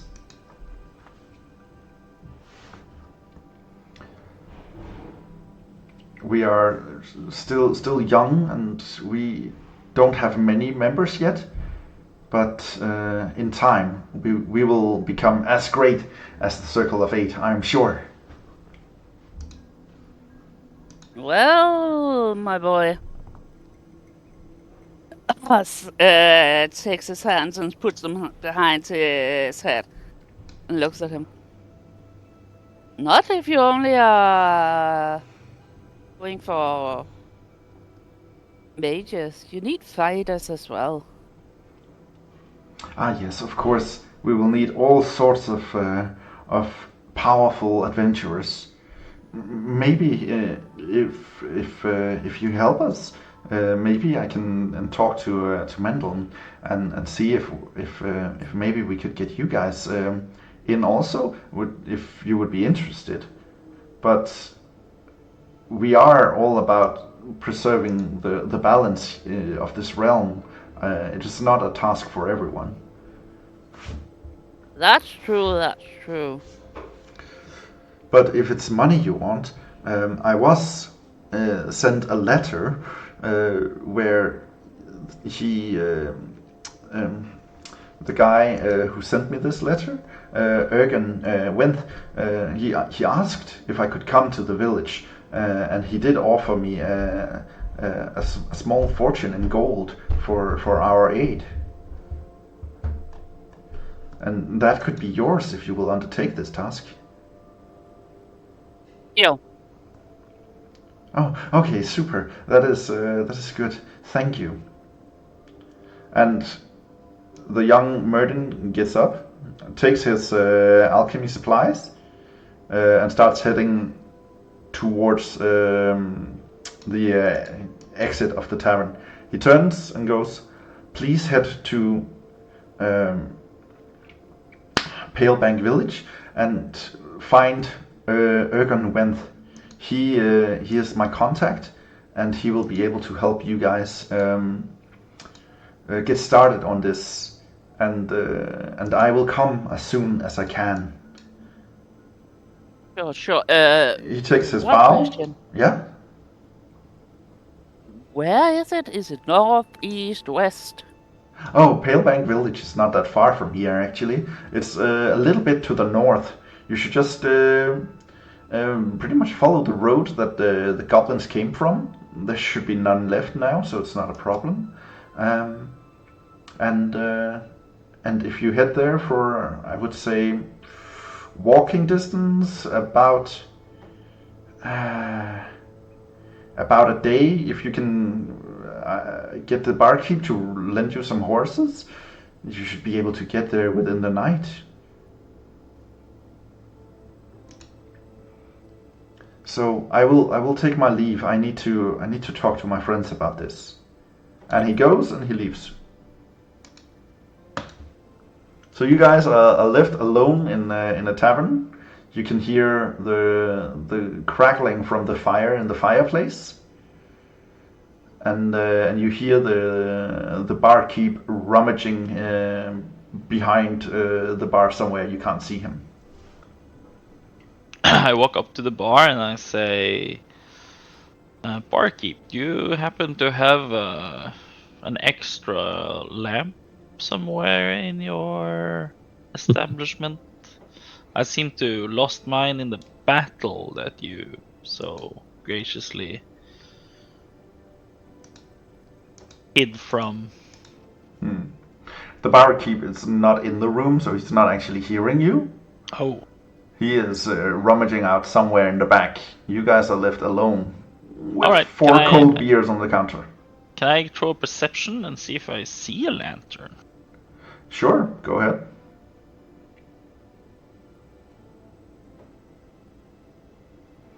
Seven. Well, you don't see much of any lanterns. There's a bunch of tables. There's a fireplace, and then there's pretty much just empty glasses all around, except for the 4 glasses on the counter with nice cold beer. All right. Is the maiden gone as well? Yeah. Right, can I try to see if I can see any from my position? Yes. Feel free to go ahead and take a perception check. Oh, 22. That is pretty good. Like, this guy is trained. You look around to try and help your newfound compatriot. Unfortunately, there doesn't seem to be any of these lanterns in this tavern. The fireplace gives all the light that seems to be needed here. All right. All right. So the So barkeep guys, comes back in and like, oh, the young man left? Yes, sir. Oh, okay. Don't mind me, and he just starts washing some of the cups and glasses from everyone. I asked the barkeep if he happens to have a rope. A rope? Yeah. I don't. I think maybe I have one in the stable. What do you need a rope for? Oh, rope-related stuff. Maybe we need to tie somebody up, or I need to keep someone in control. I don't know. A rope is always good. Maybe I need to climb somewhere. Okay. I will go check. Give me a moment. And then he just leaves again. All right.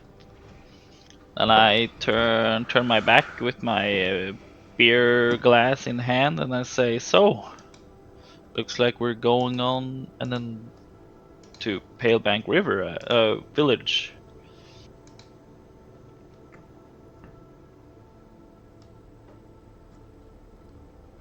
All right. It goes a moment. Nobody says anything. Sounds fun, but The barkeep comes back. Like, I'm kind of hurt, so...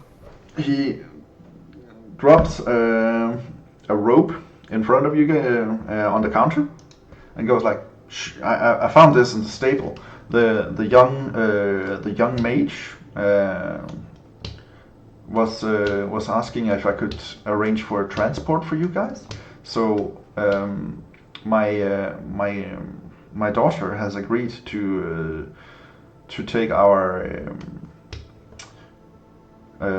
wagon and give you guys transport to Palebank Village. We need to go there for supplies anyways. So if you're interested, she will be riding off very soon. Okay. And And the mage also paid me for the rope, and he hands you the rope. oh, okay. Thank you, sir. That's very kind of you. Yeah. So I look towards Gomme. Is he like badly hurt, or? Oh yeah, he is not doing well. I don't know what you're talking about. Can I use medicine check to see like how bad, or? Yeah, sure. Roll a medicine check. I'm really, really hurt. 15. All right. Well, like it requires next to nothing to kill him at this point. He is wheeling. He is bleeding, and both nose bleeding and I'm a at little bit 2 out of the HP. ears. 2 HP. Okay. Yeah. I asked the barkeep if he happens to have any potion of some sorts that might help our friend over here. The barkeep looks up and was like, and he's going through like this satchel he came in with. I was like, well, I think if a good night's rest, you guys should be able to sleep while my daughter takes you to the village. But the mage did hand me this, and then he, out of the satchel, takes 3 small healing potions. Okay. And puts them on the counter, and says, Wait. You can use these for the adventures, and he also. Can I go up and use my battle medic on Gomme? You can use Honestly, battle guys, medic, but Gomme is kind of fine. Just needs a good night's rest. yeah, if she just gets a good night's rest, she should be back to full health. Okay. Yeah, I already bandaged myself up, so. Yeah, so Okay. she's not doing well, but a good night's rest, and she should be fine. Alright. I say. So all of you guys can note down that you have an extra healing potion now.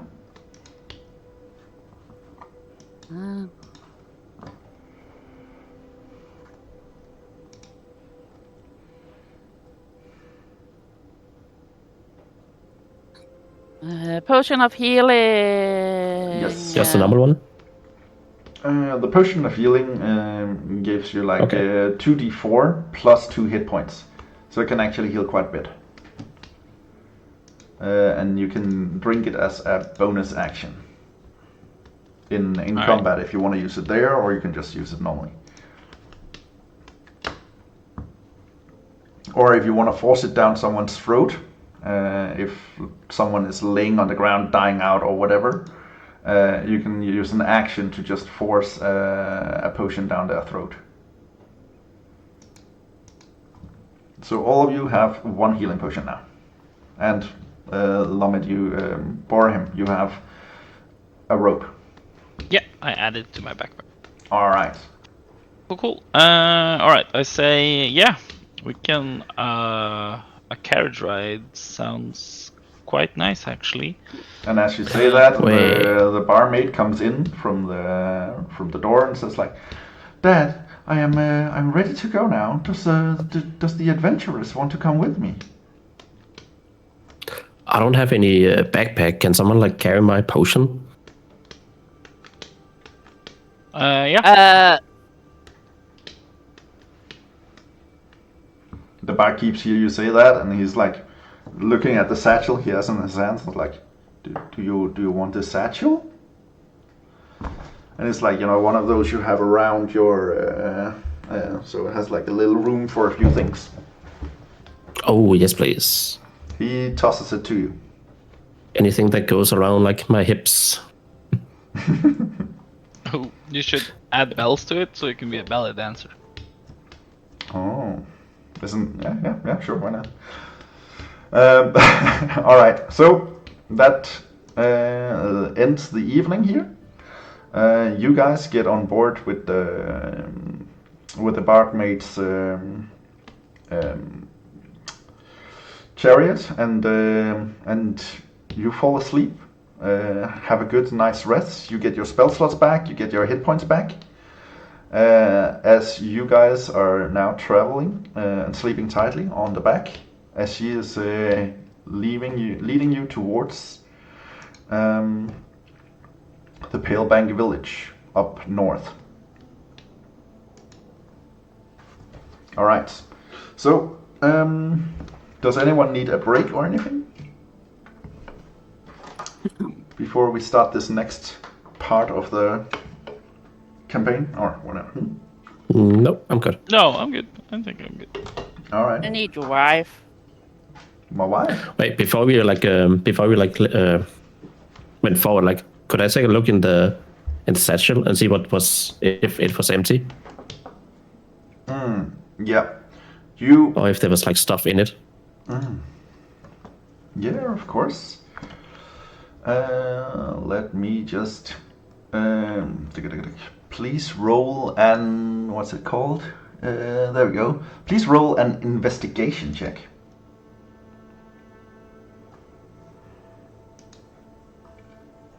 8? It seems a little weird, but there's nothing in it. Okay. Alright, do you put the healing potion into it? Yeah, I just shoved the potion into the satchel. And then you close it? Yeah. Okay. That's it. Fair enough. Alright. So the night goes by. You ride, you kind of fall asleep to the bumpy ride. It's not too bumpy, it's quite decent. And you have a good night's sleep. And you come to Palebank Village. Wake up in the morning. The barmaid wakes you up and says, "Guys, we're here now. I will go do my business, but please feel free to take a look around." And then snow gently falls from the sky, and the wind bites your cheeks as you kind of get pushed by a small score of people, and you end up in the graveyard of Palebank Village. This small fishing outpost seems to be the home to like several hundred dwarves, elves, and so on. And the sun is low in the skies, getting up in the morning. The fresh grave of Ergon Rent stands before you. The old dwarf died from some sort of curse or disease that turned him into an ice statue. The folk of the village have gathered around to pay their respects as you guys are standing there looking at the grave of the guy who was supposed to be your contact. As you're standing there looking at the grave and looking at the people mourning, you hear a gruff voice speak softly from behind you. "Thank you guys for attending Ergon's service." You turn to him and meet the gaze of Elro Aldatar, a weathered elf, retired ranger, and the leader of the village. "I'm sorry to speak of dark tidings under such circumstance, but I believe Palebank Village might be in danger, and I'm hoping you guys came here to help us."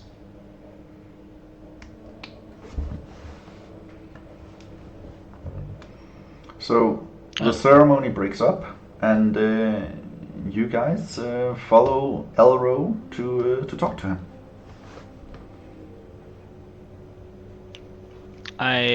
Is this a big village or? I would say like a couple of hundred people, like 200, maybe 300 people. Yeah. All right. So I ask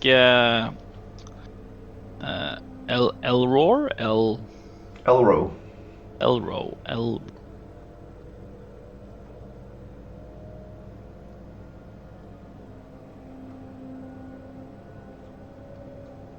I ask him what is the trouble in this village. We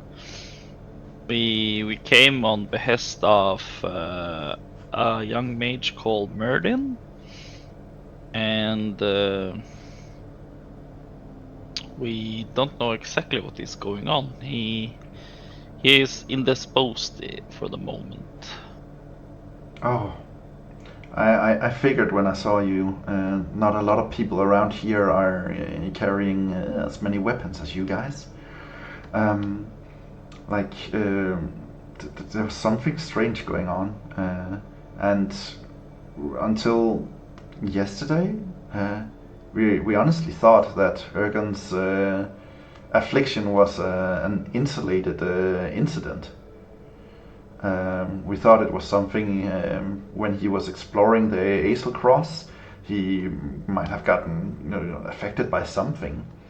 But I saw yesterday that Tolgi, a dwarf that lives in this village, shows signs of the same illness. Her veins are looking blue.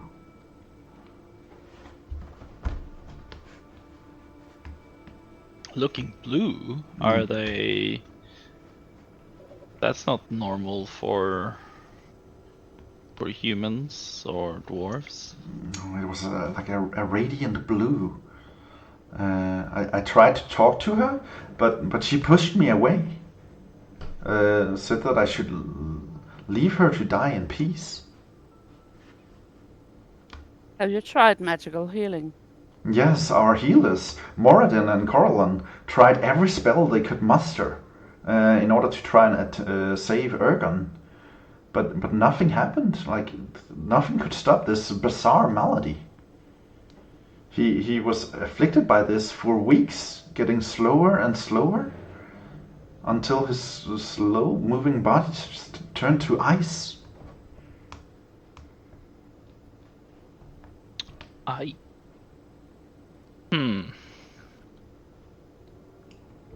If you guys would be willing to look into this, I would be very happy, and I will offer you 100 gold pieces. I have them ready for you, as I knew, I thought Merlin would be coming, but if you guys can look into it, I'm happy to let you guys have the money. Merlin sent us. He will hopefully be joining later. He had some magical things he needed to look into first. Okay. That is fine. It is reassuring to know that young Master Merden will be coming here personally. He is deceptively powerful for his young age. That is true. But if you would be happy to start the investigation while we wait for Merden, then that would be super. Because honestly, Tolgi is. She doesn't want to talk to me. She doesn't want to have anything to do with the authorities, and I'm just worried that if she has contracted it, this could be more than just a singular incident.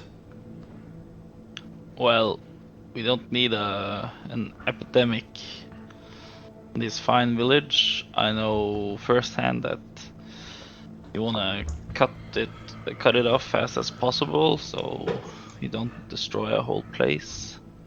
That sounds good. All right. But do you happen to have any sharp? Do you have any weapons nearby? We can. You see my friend over here, and then I point over to Durr, and I say, like, he's very good with his club, but a club pulls out my luck. Yeah, it doesn't work. You know, he needs something else. Do you happen to have any And you see this metal swords or? This retired ranger looks kind of in disbelief at this half orc just carrying around the trunk of a tree for obvious reasons. I don't carry anything with me, but if you are willing to take this, I would suggest that you start by going to Ergen's cabin. He was an adventurer. He might have some equipment that you could use, and you might find some clues that could help you in this endeavor. You have a general store in town or blacksmith? We do not have a blacksmith, but there is a general store. Yes. Cool. But I look at him a bit imitating, like, is there point, like, and like ask if there are pointy stakes in the cabin. Sorry, what? I looks at him like a bit like, what's it called, intimidating, and ask if there's like any pointy stakes at the cabin. Oh, any pointy stakes at the cabin? Okay, he's like, I don't know. I haven't investigated it yet. He just died. Like we just buried him now. You are free to go. We have posted a guard in front of him to make sure that no one enters the cabin without my consent. But Mila is if you tell her that I sent you, she should let you in. By the way, the woman you said with the blue wings, where does she live? Tolgi. Yeah, Tolgi lives at the edge of town. She's not a very social person, and as I said, she does not trust the authorities.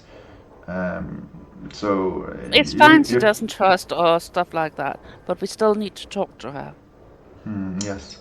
You can find her cabin to the north of town. It is impossible not to see it. It's like the only cabin that is far away from all the others. Okay. All right. Well, So we will do some investigations, see if what we can find out and stuff like that.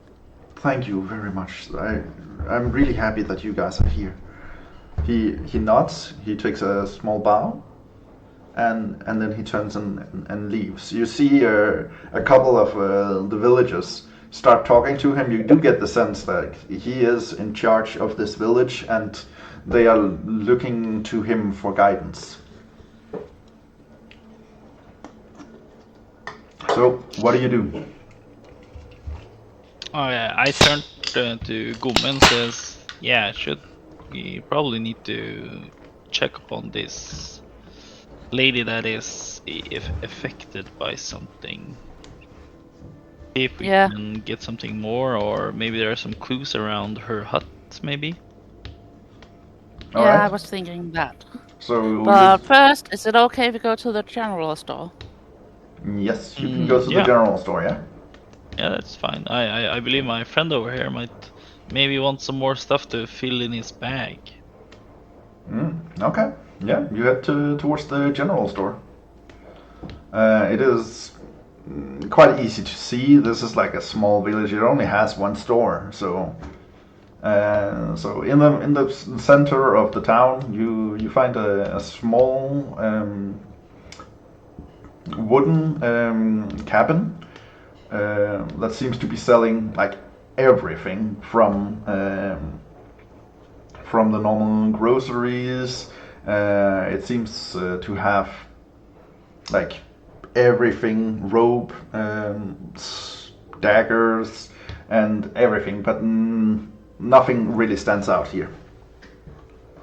And behind the desk, you see an elder gentleman who seems to be very charming and smiling at everyone, and he seems to also, of course, know everyone there. So you three coming into his store is a bit of a shocker. You stand out from the crowd.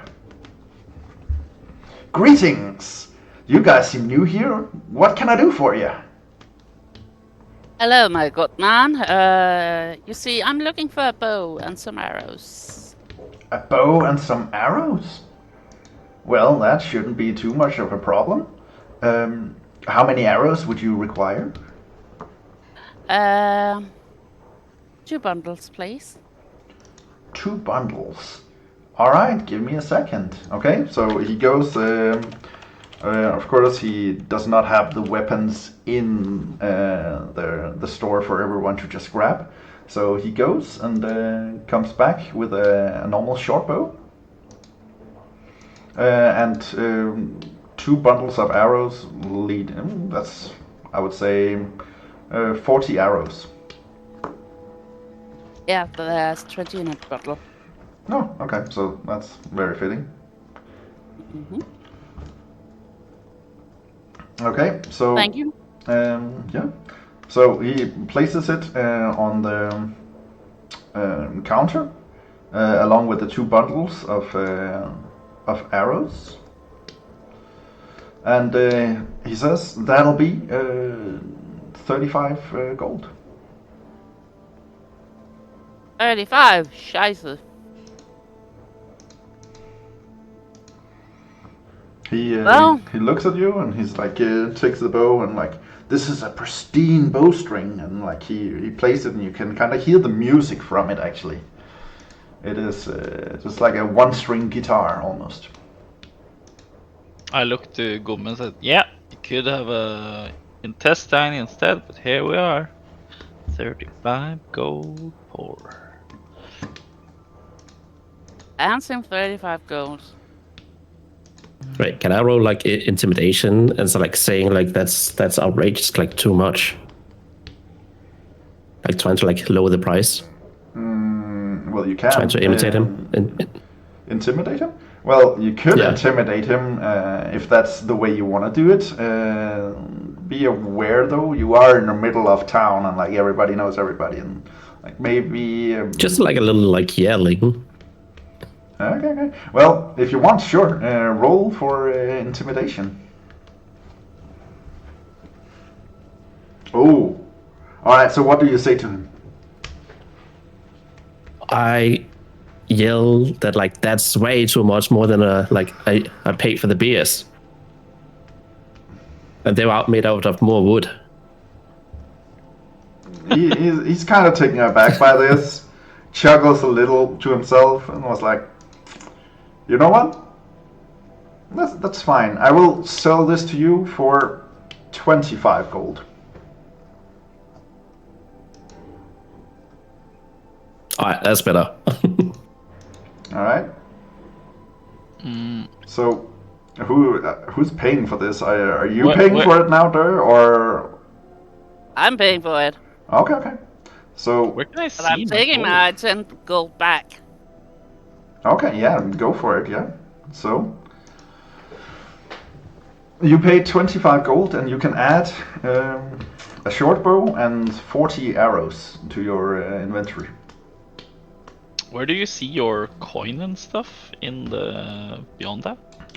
Should be in inventory. Inventory, and then the top actually can just point, and there's a gold over to the side. Oh yeah, there we are. You have 37 gold, I think? I got 37. Yeah. So does the general store have any two-handed swords or something? I asked the Durr if he sees a weapon that he might like. With previous knowledge of like from the woods with like the 2 adventures that led me to the tavern, I heard that the cavern like person was a former adventurer. Oh. So maybe they have a weapon lying. Oh yeah. The Yeah, that's true. merchant looks up and, oh, you're talking about Ergen? Yeah, he was an adventurer. I'm pretty sure he did have some gear. His cabin is actually quite close to here. He was a pretty good-natured fellow. Very sociable. So if you just take the other street and then head down like approximately 50 meters and then go to the left, you should be able to see Mila standing guard outside of his door. Did Elro send you guys to investigate this? You seem like you are different than the rest of the town.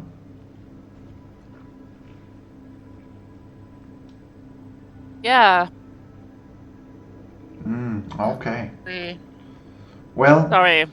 that is good to know. If you guys could could help solve this problem, I would be I would appreciate that a lot. So I would of course be willing to give you a discount the next time if you can figure out what's happening. So, Gomme is too busy looking at the bow and inspecting the bow and inspecting the arrows Yeah. to even listen to what is All being right. said. Fair enough. So he's just okay. Bhorahim, he like catches something, like he hears it in the back of his like he split his attention, so he looks around, but he still like tries to catch up with what's being said.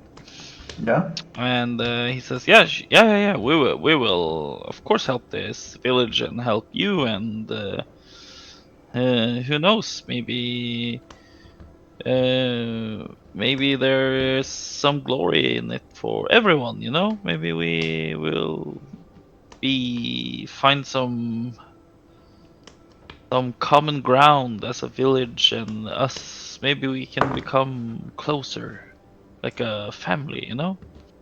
He looks at you a little bit weirded out by the whole thing, but you do get the sense that everyone in the store who heard you kind of ease up a little bit, like hearing that there's someone looking into this whole situation does seem to be putting people's mind at ease. And you feel the tug in your hand as a small child like pulls in your finger and offers you a candy. Ooh, I bend to one knee, and then I say, "Thank you, little one. You are now part of my family. We are all part of one family. Cause in the end, it's only family we can trust, isn't that right?" And I look to Durr. And the child looks a bit confused because I've been like alone the entire time. Like, what's family? The child just smiles a big smile, and you see like every other tooth is kind of missing. Like he's young and still in that stage where he's losing his teeth. He's like, "Ah!"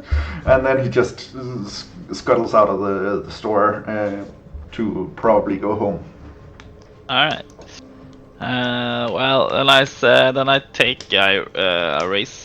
stand again, and then I take my arm around Durr, and then say, Durr, this is family. Us, the people around us.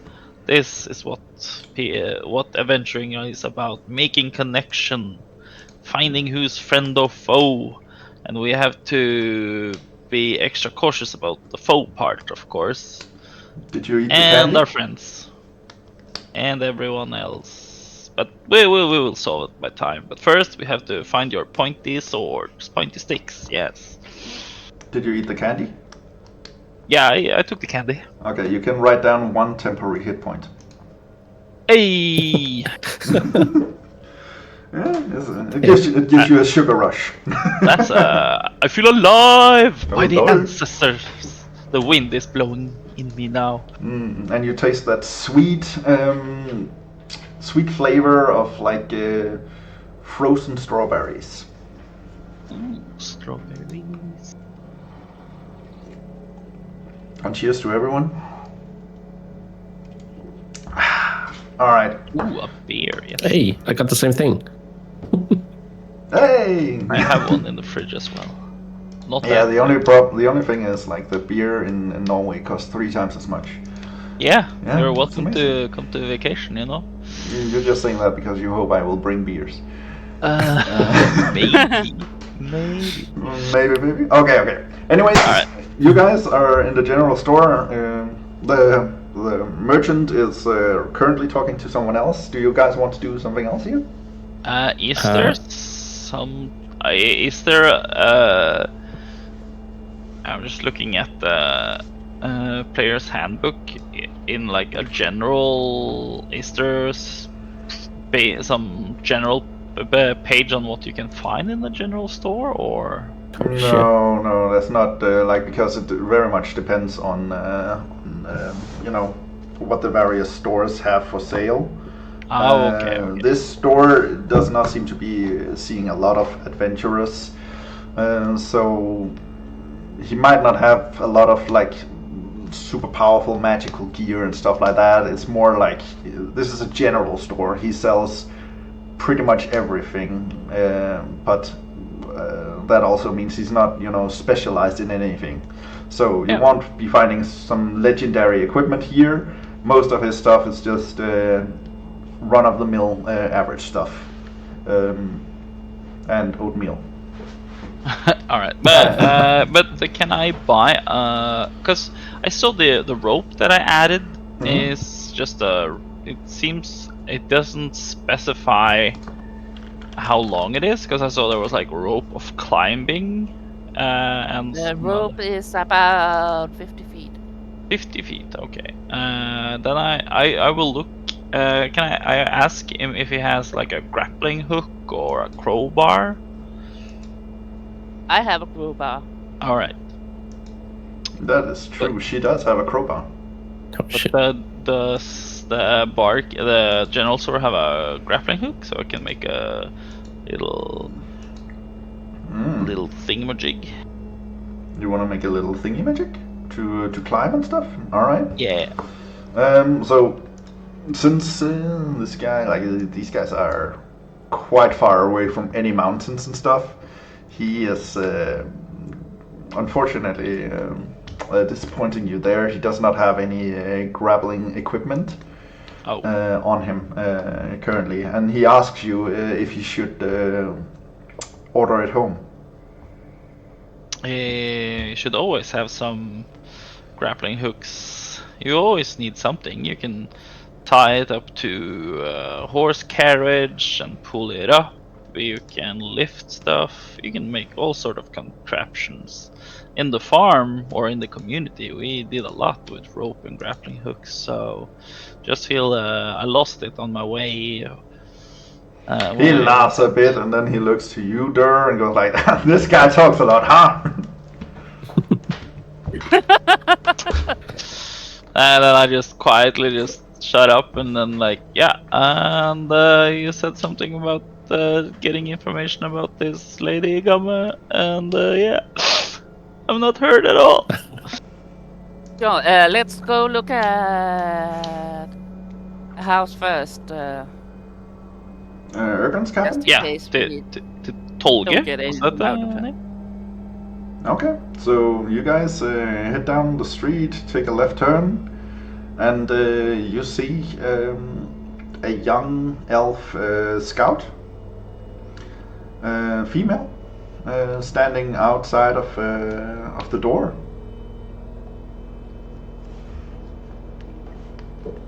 That must be the god the person talked about. I think you're correct, sir. And we how far are we? I would say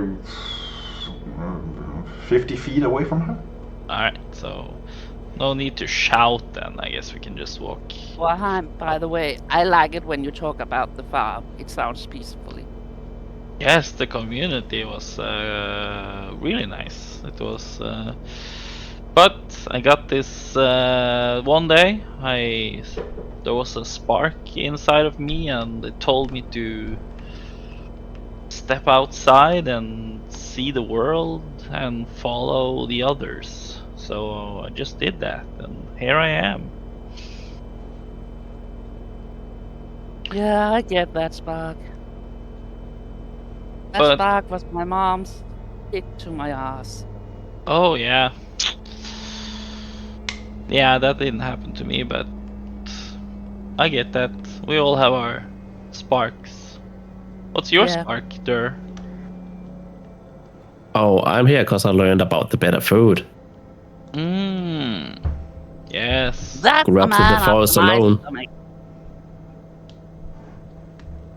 Don't Especially. worry. We are going to make sure you get to taste a lot of food. Yes. Glazed pork. Pork stew. Pork stew. Kelly! A rabbit, Yeah. pheasant, chicken, There's bacon. curry. And if you're lucky, we might even get a nice watermelon. And while you guys are talking about this, you kind of hear like from further down the street in the opposite direction of the cabin, you hear like this street vendor going like, "Burnt almonds! I'm selling burnt almonds! Does anyone want burnt almonds?" I turn over to Durr and I was like, don't listen to me. Don't listen to him. That's just no. That's just Yeah, I look at the guy and ask, "Is that food?" Yeah, it's a special treat. These almonds are sugar coated, super delicious. Do you want a sample? And he just hands you Oh, yes, please. a small cup with like 3 Yes. or 4 burnt almonds in them. Grabs the ball and shoves them in my mouth. All right, you get one temporary hit point. what did it tell you, Durr? There's nothing useful about those. You while you're chewing them, you feel like this sugary deliciousness, and since you never had sugar before, you're like mind blown already. You're like, oh, these are really good and super crunchy and delicious. Oh, I ask him if I can buy some more, like to take me with me. He laughs heartily and just tosses you a bag and says like, that'll be 10 copper.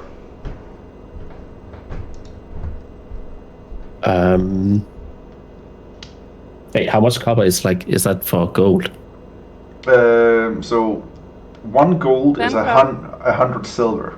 100 silver is 100 copper is 1 silver. So like it is very little, but you should be able to in your inventory sheet just click on the gold, and then you'll see like a full managed coins, and then you can just press in 10 copper and just press remove, and then it should do the calculations for you. Oh, okay.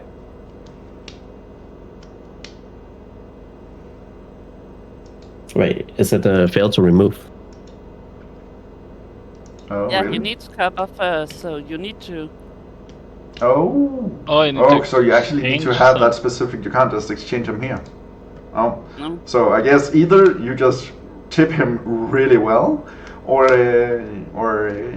you may be able to talk yourself out of this, or just give it back. Up to you. Do you have gold? He does have a shit ton of gold. He is probably the richest one of you 3. Damn. Yep. Okay, so you remove 1 gold, put in 99 silver and 90 copper. Oh, actually, But one I can gold only do coin that is if 10 silver. the trader can give back, right? Nah, we can say that your coins are a little bit more fluent like that. I don't want to roleplay a full-on banking situation where you have to go to a bank to exchange your coins and stuff. Okay. So let's just say that your 65 gold is kind of varied. Like you have a bunch of copper, a bunch of silver, and stuff like that. But I can see I need to How correct much was the myself. silver? 1 gold coin is 10 silver, and 100 copper is 1 silver. So I should have 9 silver and 90 copper. Yes. All right. I'll hand over the 10 copper. He happily takes it in and pats you on your shoulder and sends you on your way. And then he starts yelling again, "Come get your almonds! I got burned almonds for days!" All right. I come back to the 2 others and ask them if they want one. Does anyone want some burned almonds? I take up my hand and say no. No. No. Okay. No, it's all yours, boy. I puts the bag into my satchel. Right. But I say to Durr, maybe you can offer it to that fine lady, the guardsman over there, and it will help us with being more friendly. You know, that's what we need. We need more friends in this village.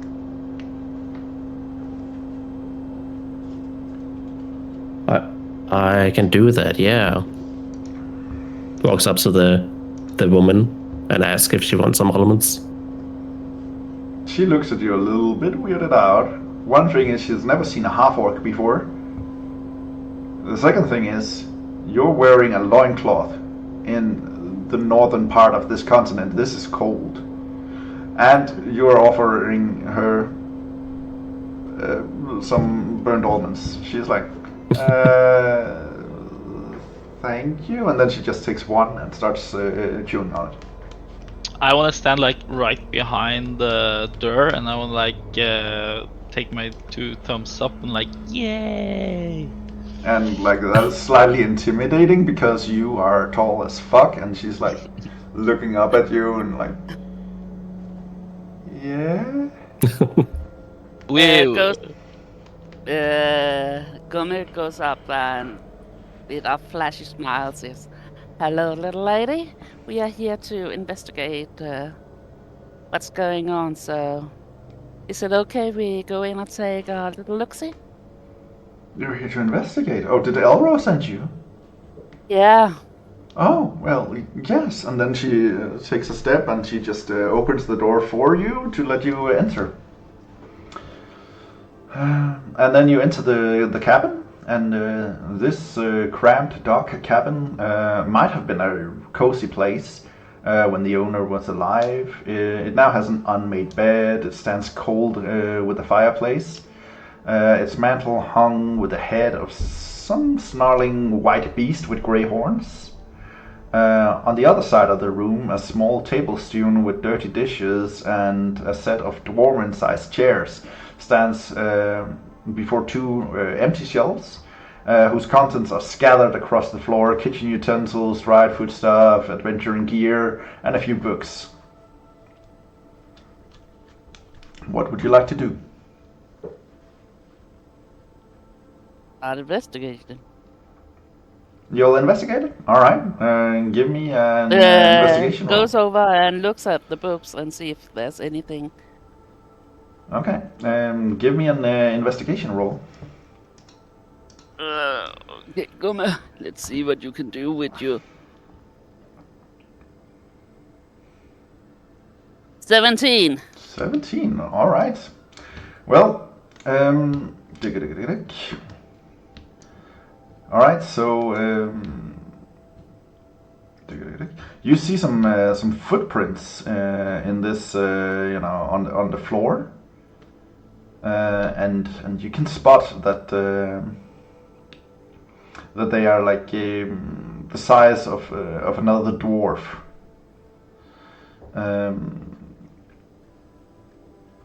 And other than that, you see some adventuring equipment. Amongst it, you see a silvered maul, a suit of splint mail armor, sized for a dwarf, fur linen clothing, sized for a dwarf, a grappling hook, and a hooded lantern.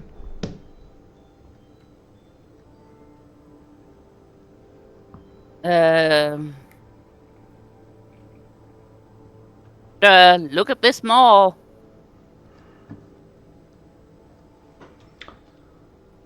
Is that like dwarf size? No, the maul is like if a dwarf was using it, it was for sure a two-handed weapon. Dwarves are pretty hardy, so probably you could also use it for two-handed. A maul. Yeah. Yeah. Looks at it exciting and asks if that's for me. Or if I can use that. Yeah, I walk over and say, "It was meant for you to find this, Durr. This is yours."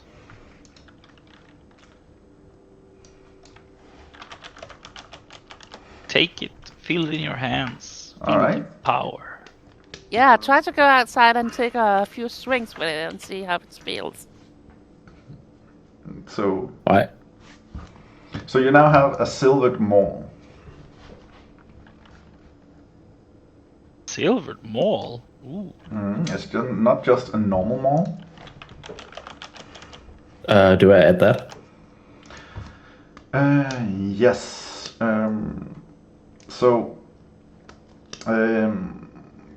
When you have a silvered maul, you add a normal maul, but an alchemical process has bounded silver into this magic weapon. So whenever you score a critical hit, that means when you roll a 20, then any creature that has shapeshifted will take an additional die of damage. So, for instance, you normally roll, I think with a maul, it's like a d12?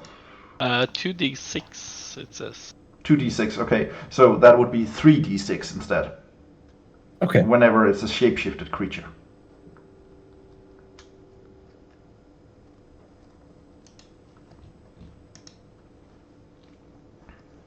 I guess I'll just like go outside the hut and start like swinging it.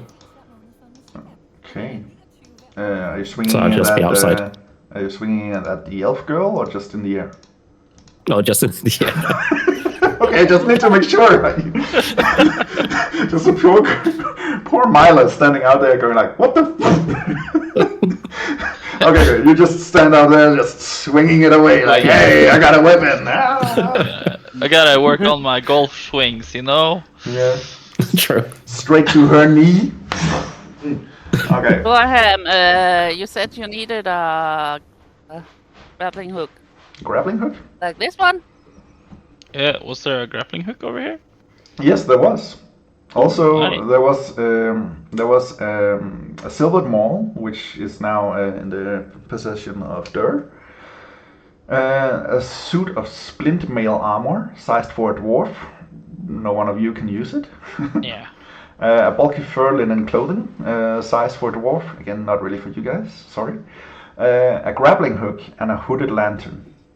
Ooh, a hooded lantern. Well, yeah, a grappling hook would be nice, and always cool to have. We need light, like to have a lantern as well, because we need the ability to see in darkness, because I can see. And so you both things.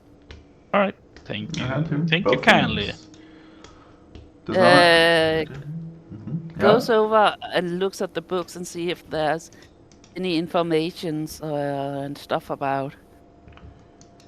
But he found out about the blue veins.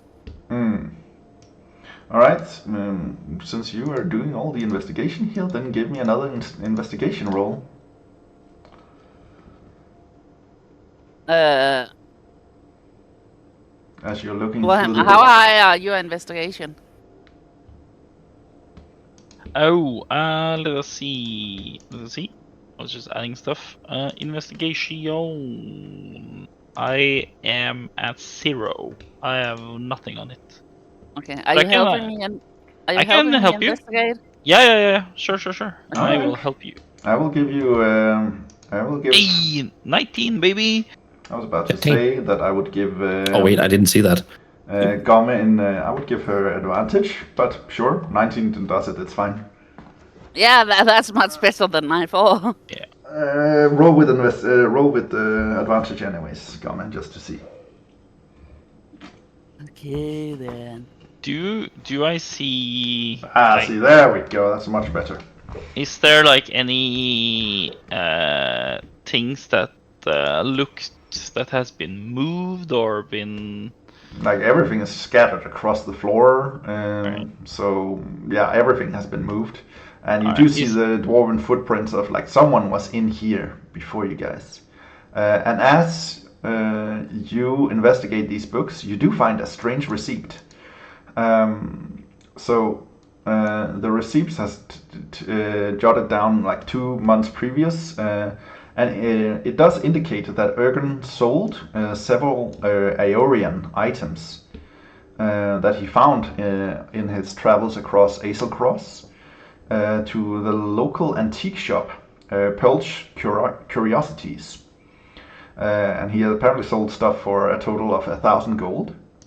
The items are listed as a dagger, a scroll case, a jaded statuette, a quiver of 20 arrows, a silver ring with a jasper, and 2 blue glass vials. Okay. Is the footprints are they going in and out of the hut, or Yeah, they the just only thing you disappear? can determine out of these footprints are that they are dwarven sized. They look to be female, and they kind of have been walking through, like, taking a full tour of the cabin and then just left again. Yeah. Okay. Is there any hidden compartments, like in the floor, or do I see anything that is set up so it seems there's missing some space in where we are? That Give like me it a feels perception check to smaller see than if you it can is, find any or secrets here. what did you say, Grim? Give me a perception check. Oh, right. 15. 15. You look around, but you don't see anything out of the ordinary. Okay.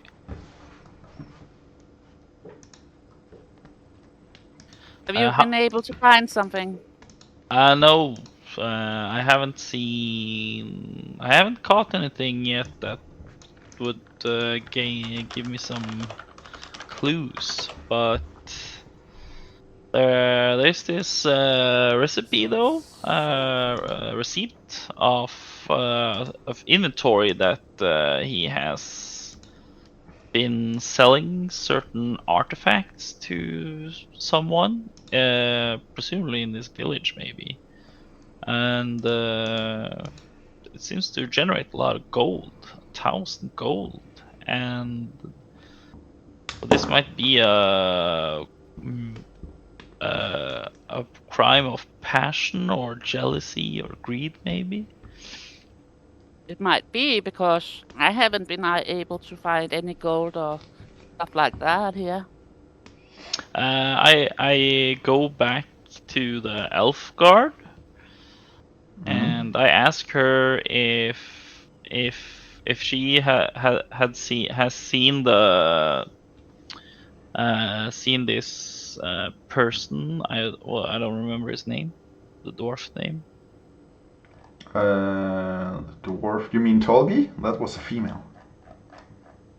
So it was a female dwarf that was in the hut we are now. That was also a female dwarf, yes. Oh, okay, all right. So I ask the elven lady if she has seen this female dwarf before the disappearance. Yeah, she answers you that she did see Tolgi around these parts, but she doesn't normally speak with Tolgi, so she doesn't really know what she was doing here. Oh, when was the last time you saw Tolgi then? All right. She says that, like, she saw Tolgi before her shift started. Okay, and how many days since the disappearance? The disappearance of what? Of the dwarven woman that were. Tolgi? Yeah. Oh, she saw her this morning. Oh, this morning. Okay. Before her shift started. And then she's gone missing. All right.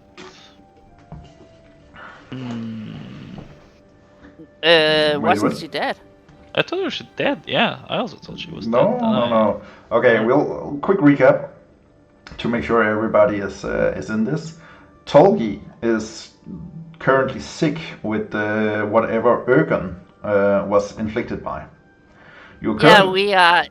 You're currently in Ergon's cabin. Oh, yes. But okay. no one is missing.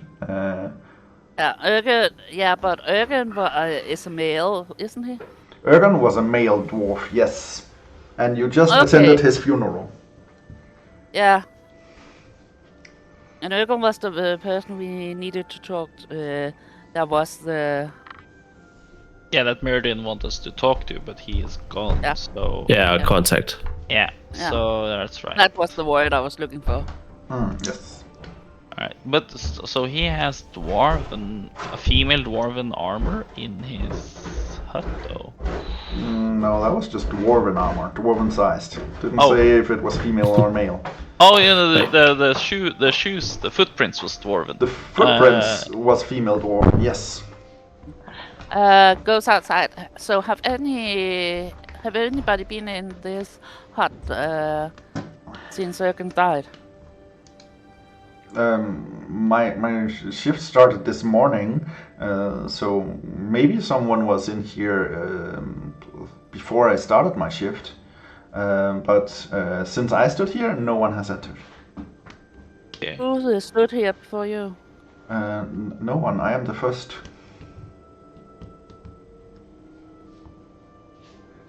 I ask if has there been any incidents with cursed items before, or something of that sort in this town? She kind of rubs her chin like she's thinking back, and she's like, "Not that I'm familiar with. I'm sorry. I don't know anything. I only know I'm supposed to stand here." Okay. And I turn to Gomme and I say, maybe some of these items that is on this list might be cursed of some sorts, and they are affecting the people that are getting this blue frozen. If you want, you can do an Arcana check to see if you can sense any magic on them, since you are a cleric. Okay, I can try. Ooh, 17. You don't sense any magic from any of the items. Alright. Alright, well, it was worth a shot, but still, there might be something else. True. And I don't need to know about that. And I go and ask Durr if while he has been swinging around, has he seen anything? I don't know. I can roll my perception and see if I did. Yeah, sure. Roll a perception. Let's see what you find. 12. No, you were just looking at your new silvered maul. That one is pretty, and it swings through the air. It sings when you swing it. But is this hut, or this was all alone, or was that where she? No, this one is in. This one is in the center of town. Yeah. Oh yeah, right. So, can I go? Wasn't there a hut that we was like on its own outside of town, like? Yeah, that's to go to. That is Tolgi's cabin. Yeah, Tolgi's cabin. Yeah, we are going there next. Okay. Yeah. So, but is it possible to knock on the doors to the two cabins beside to see if anybody's home? Yeah, you can sure knock. All right, so I will knock on the right side. And I gently knock with my fist and hope there is a response. Okay, are you going to the left side or right side first? Right side first. Right side, okay. You knock. No answer. I knock. Oh. We almost need a page so we can keep up where poor me has been.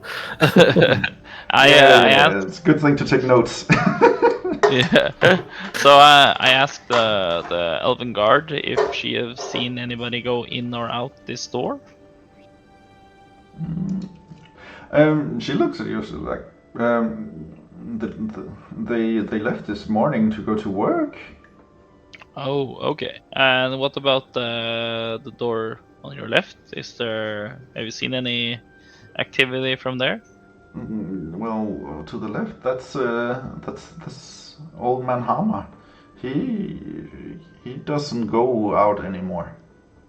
Old man Hama. Okay, well, I will take a little stroll to him then. So I go over to his door and I knock again. Okay. Hmm. It takes a while.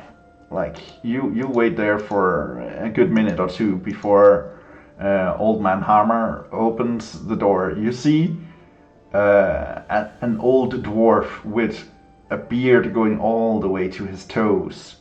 His eyes are kind of like glassy white. You get the sense that his vision is not what it used to be. And he goes, "Huh? What?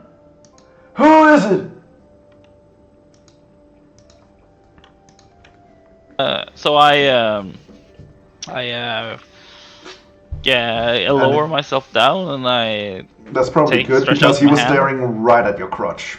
Yeah, I know. It's us Goliaths, we have this issue every time, but it happens. But I lower myself down and I stretch out my hand and then say, "Hello, my name is Bhorahim, and I would like you to ask some questions regarding your neighbor." What? Your name is Kvorofe? Bhorahim, sir. Boba Fett? No, close. It's actually Django Fett. That's my brother. Oh, Yes. I'm But not buying anything! And then he just smacks the door in your face. oh, Are you gonna knock again? I will try again. Another good minute or two goes by and he just like, "Huh? Who is it? It's me, your grandson. Jeff! Go away!" And he smacks the door again. All right. Goes over and knocks on the door. Do you go over and knock on the door? Yeah. Okay.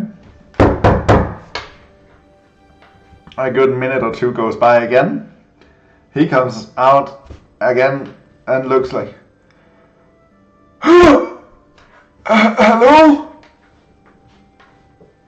Hello, I'm sorry to bother you, good sir.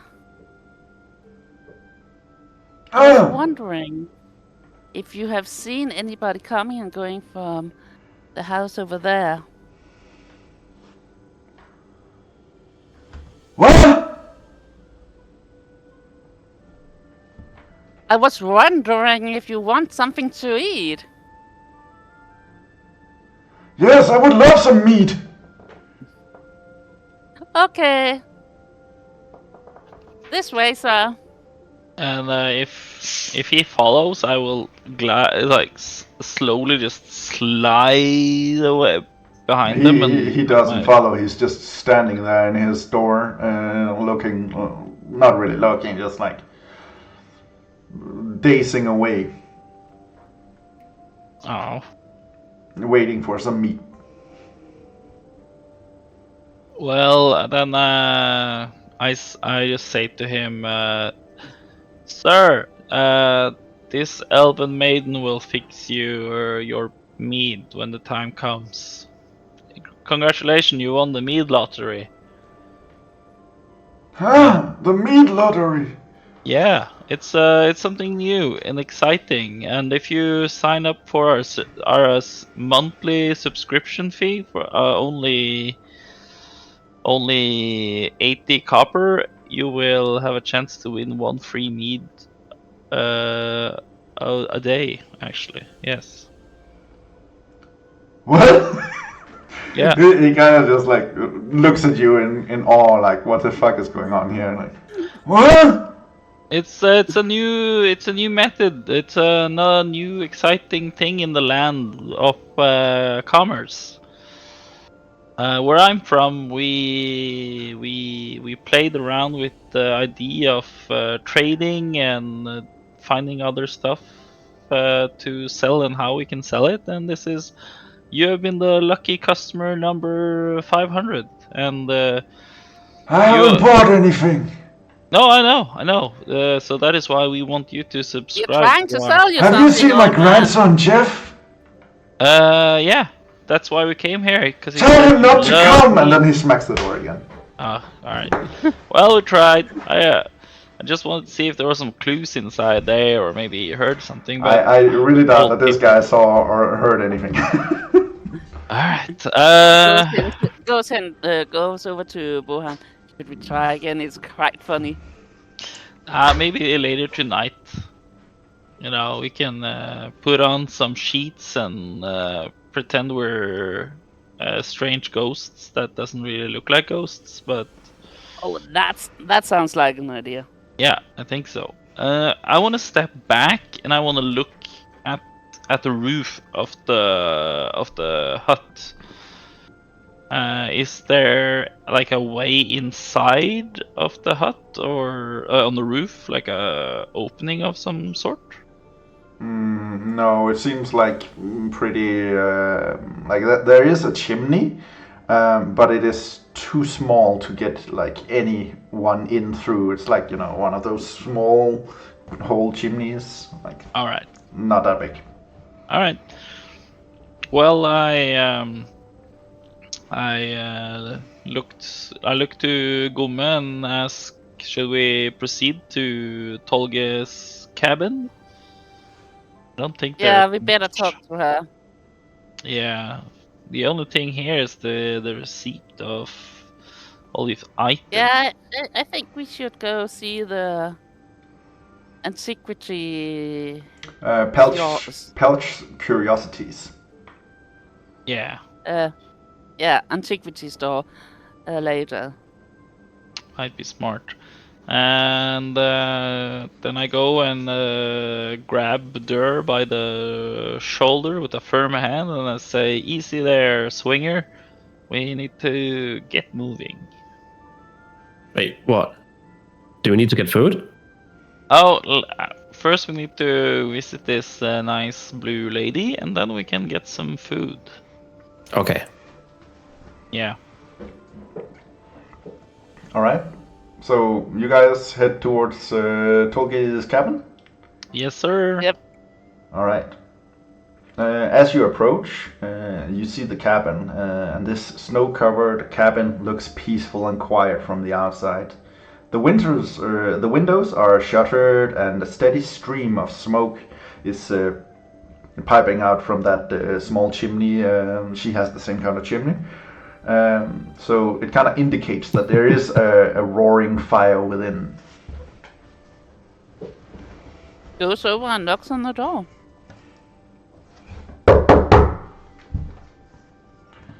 And she doesn't open her door.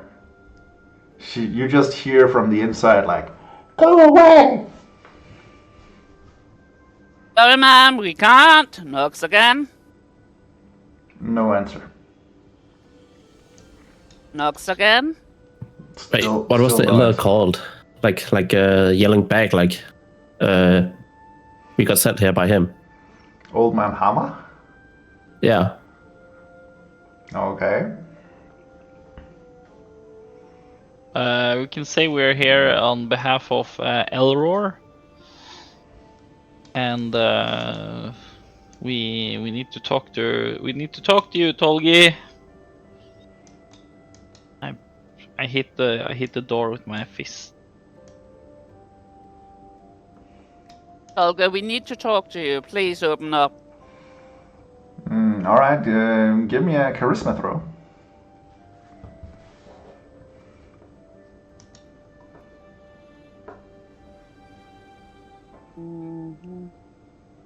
Ooh, 18. That's good. All right. Okay, so she opens the door and let you guys in. And the heat of this small cabin hits like a hammer.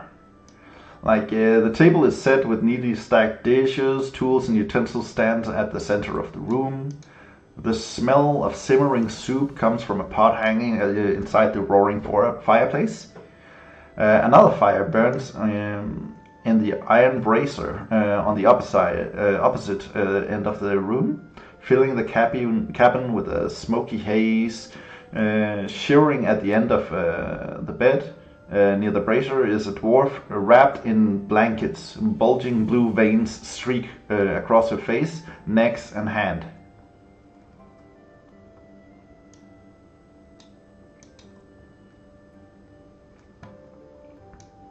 Hello, Tolga. What do you want? We are here because we are trying to find out what happened with the blue veins and how it happened. We need to know what you know. The only thing I know is that I have the same affliction that killed Ergon. And I'm looking for a cure. How did it happen? What's it to you? We need to know if we get it if we touch you. All right. Well, Durr, I would like you to roll a persuasion check. Ooh, 8. Okay. It's not good. She looks at you and goes like, how would I know? How did you get it? What happened? What circumstances were you in on when this happened?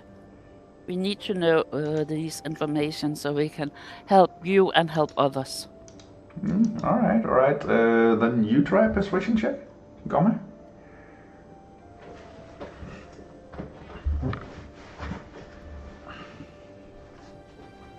Even worse. Oh, goddamn. Can I try and do a medicine check to see, without touching her, but to see the areas that is afflicted, to see if I can see some clues on what it might be? Sure. Roll me a medicine check. Ooh, okay. You look at it and you see that her blue veins are pumping, and like she is slowly getting slower and slower with time. This is some sort of deep ailment, and you don't know too much about it, but it does seem like if long enough goes by, she will become an ice statue and die. I approach her and say, have you been in contact with anything or any object that might have looked enticing to you but is now gone, or do you still have maybe that item here? Are you warning her about what you think will happen to her? I just want to find out if she touched something first before we start looking around for more clues in her house. Then I will tell her what I have seen. Alright.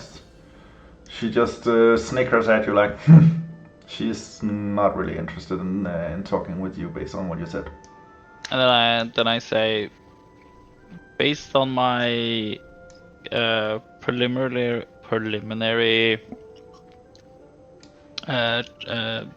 checking, I don't know, on you from where I stand, I see that this, whatever is causing this effect on you, it will slowly kill you, and it seems to be turning your body into ice. Or so if you don't help us, you might spread this to others. Alright, roll the calmest calmest intimidation check with advantage. I'll give you.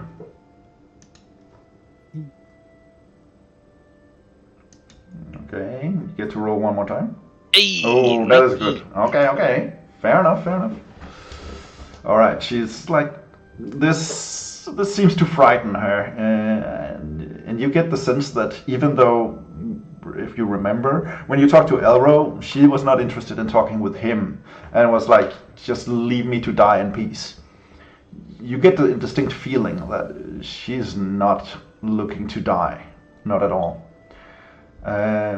So Toby kind of loosens up a little bit and starts talking. Well, I was coming to this town, and I was coming here a couple of years ago with my sister Holly. We both worked for the Utalot family. They sent us here to keep an eye on treasure coming back from Azelcross, with the intent of stealing them, and that's how I got this condition. When Erkan returned to the village with the treasure from Azelcross, I saw my chance. I saw him sell them to Pelage Curiosities, and that's where we stole them. My sister Holly, she got most of them, except for this relic, and you see her. She's holding a knife. And she gives it to you, and you get the sense that this is more than just a normal knife. Can I do an Arcana check on it? Feel free to do an Arcana check.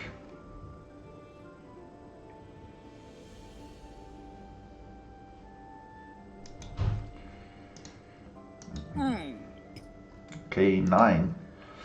You don't know what kind of knife this is, but you do get the sense that it is ancient. It is slightly magical. Not a powerful magic aura, but it does shimmer a little bit with magic.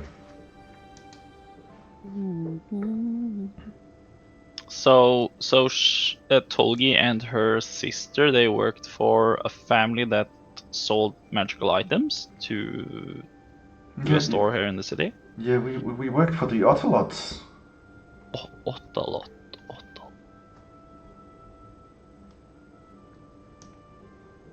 All right, and do they have a store here, or do they sell these items? They take them from here and sell them in the big cities and stuff. Okay. Where's your sister? I don't know. She has When most of the stuff, but I don't know where she went. I gave her everything except for this knife. When was the last time you saw her? In the southern, sorry, not the southern, in the north side of the village. There's a cabin there, a cave known as the Kroger Cave. We were supposed to meet there, but I'm in no condition to go outside. It's too cold.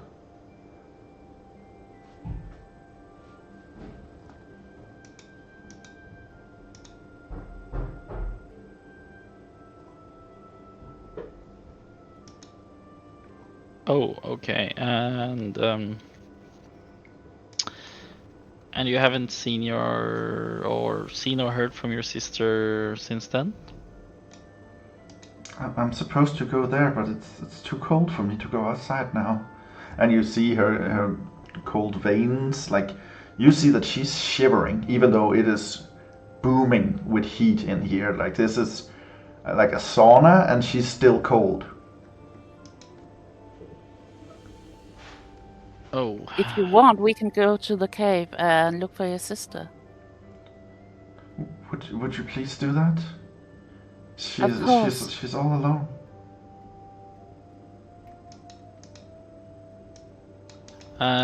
This object, the knife pendant thing, she has it around her neck, or?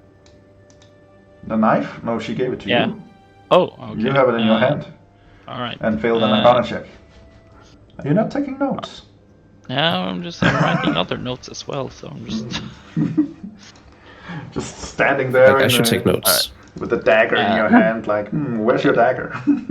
Where's the dagger? All right, so I have the dagger at hand. Can I wanna. Do I see a tiny, like a box or something that I could put this object in? Like the dagger?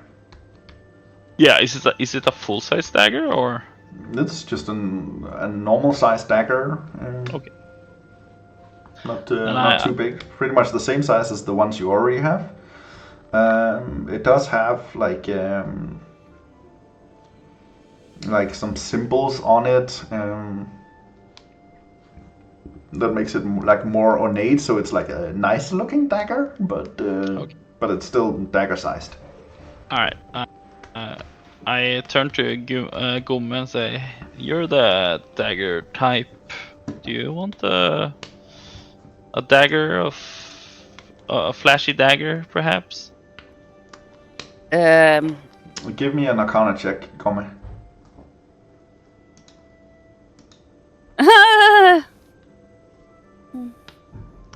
What was that? Oh, 13. Ja, jeg griner, fordi jeg har -1. Oh, she has -1. Alright, well, you also just see it as a slightly shimmering dagger. There's some magical aura to it, but you can't really tell much.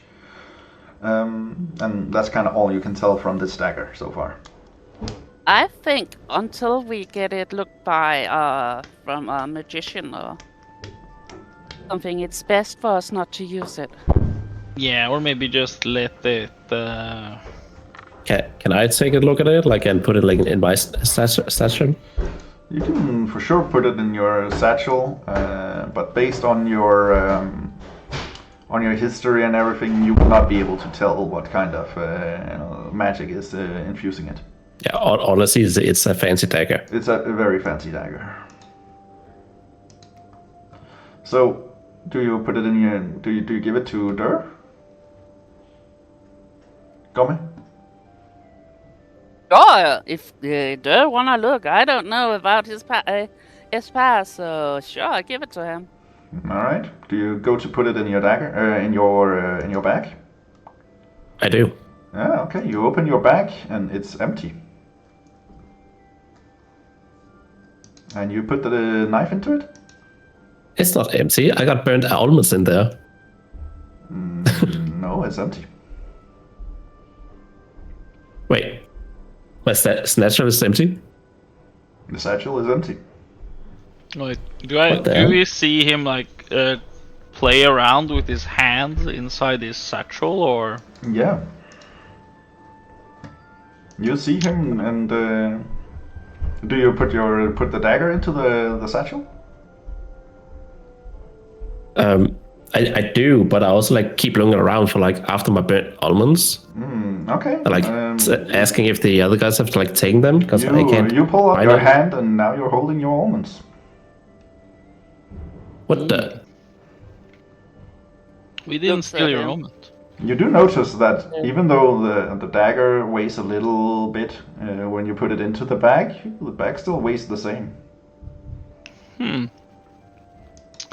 That's Hey, Durr, can I look at the bag you have there? Yeah, but don't take my almonds. Okay. No, so, no, Having you them can- in your hand. Okay. You have so, it, yeah. Goes over and inspect the bag.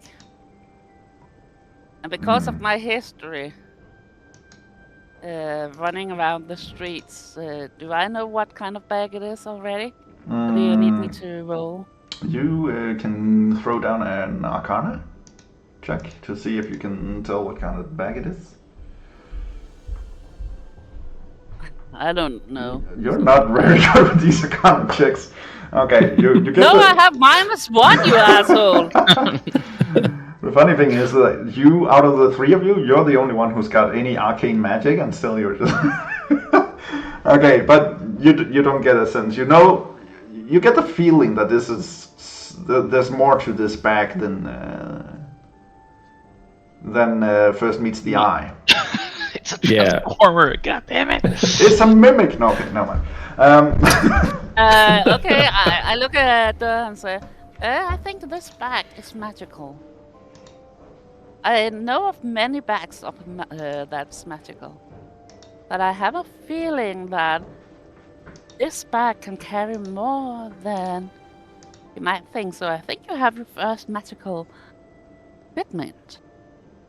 It's really nice. You should keep it.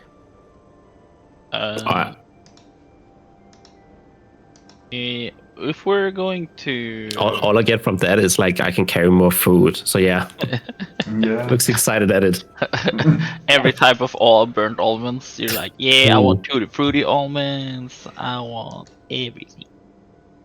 Are you gonna try to see if you can pull tutti fruity almonds from it? Well, I don't know what tutti fruity almonds is. Me neither. You wanna try? Wait, I asked like Bhorahim, like, can you pull that from it? I don't know. Can't you, like open the bags for him? I reach down in the bag in the satchel and I think about tutti fruity almonds. All right. You pull your hand out and nothing. But if I pick my hand in and I for the burnt almonds. Well, since Durr is holding them in his hand, you don't take anything out. Oh no! So he is currently snacking on them ferociously. So he have the whole bag. All right. Then I ask for the dagger. Then. All right, you pull your hand out, and the dagger is there. Like, holy shit! I think this bag reads my mind. And I look at and say, Durr, try to put your mace in. I look like skeptic at her and like pull out my mace. Oh, you mean the maul? And then like the maul, yeah. Oh yeah, the maul, yeah. And then like hold the shaft down and try like shove it in the bag. All right, it disappears into the bag. The bag still weighs the same. I'm like, whoa, what? Okay, and okay. So try to get this now. It laughs. Try to get your maul back there, maybe. Like almost like panicking, like and try and like grab it out of the bag again. And as you think of it, it appears in your hand as you take it out of the bag. This is I think this bag contains a lot more space than we think it does. So yeah, let's keep this safe. And who knows? Maybe. Can I like in my curiosity like put the bag over my head to see if I can crawl into it? Because I don't get it. Give it a try. Gomme is going to stop you. Oh, okay. No. Because Before we know if Gomme doesn't know what kind of bag it is, give me a history check with Gomme.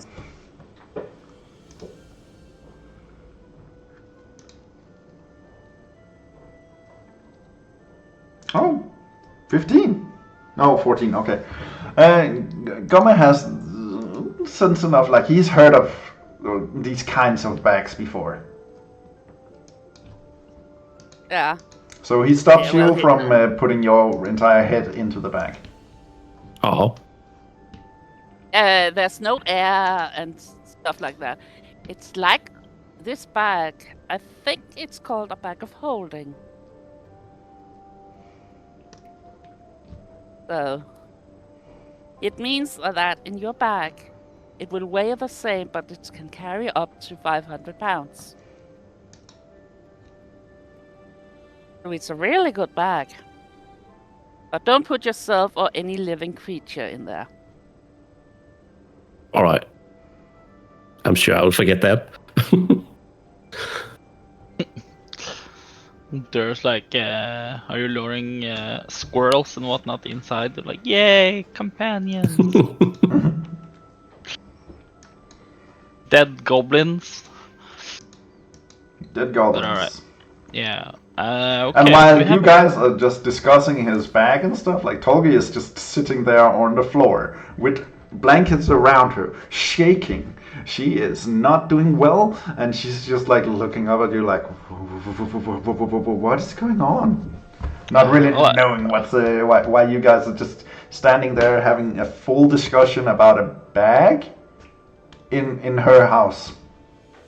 I was like, oh, sorry, we sort of got distracted there, and I asked her, have she been looked at by a priest or some other person with magical healing?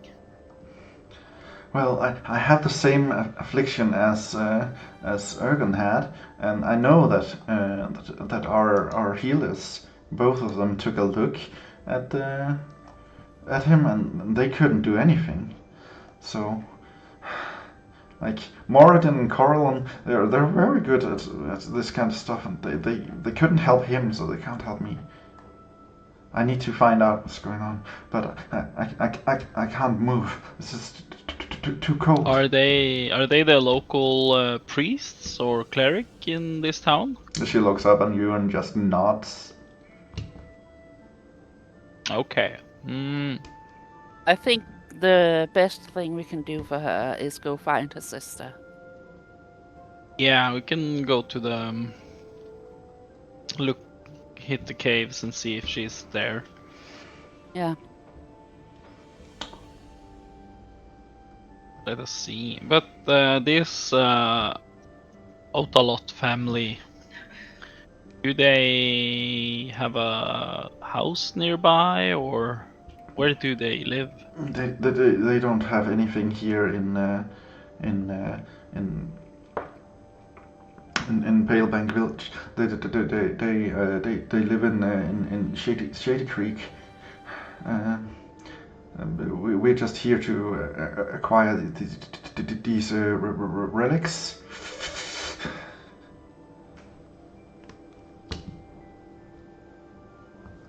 Okay. Thank you so much for the information. We will try to find out what's going on. But please try your best to stay with us for so long as possible, okay? She slowly nods.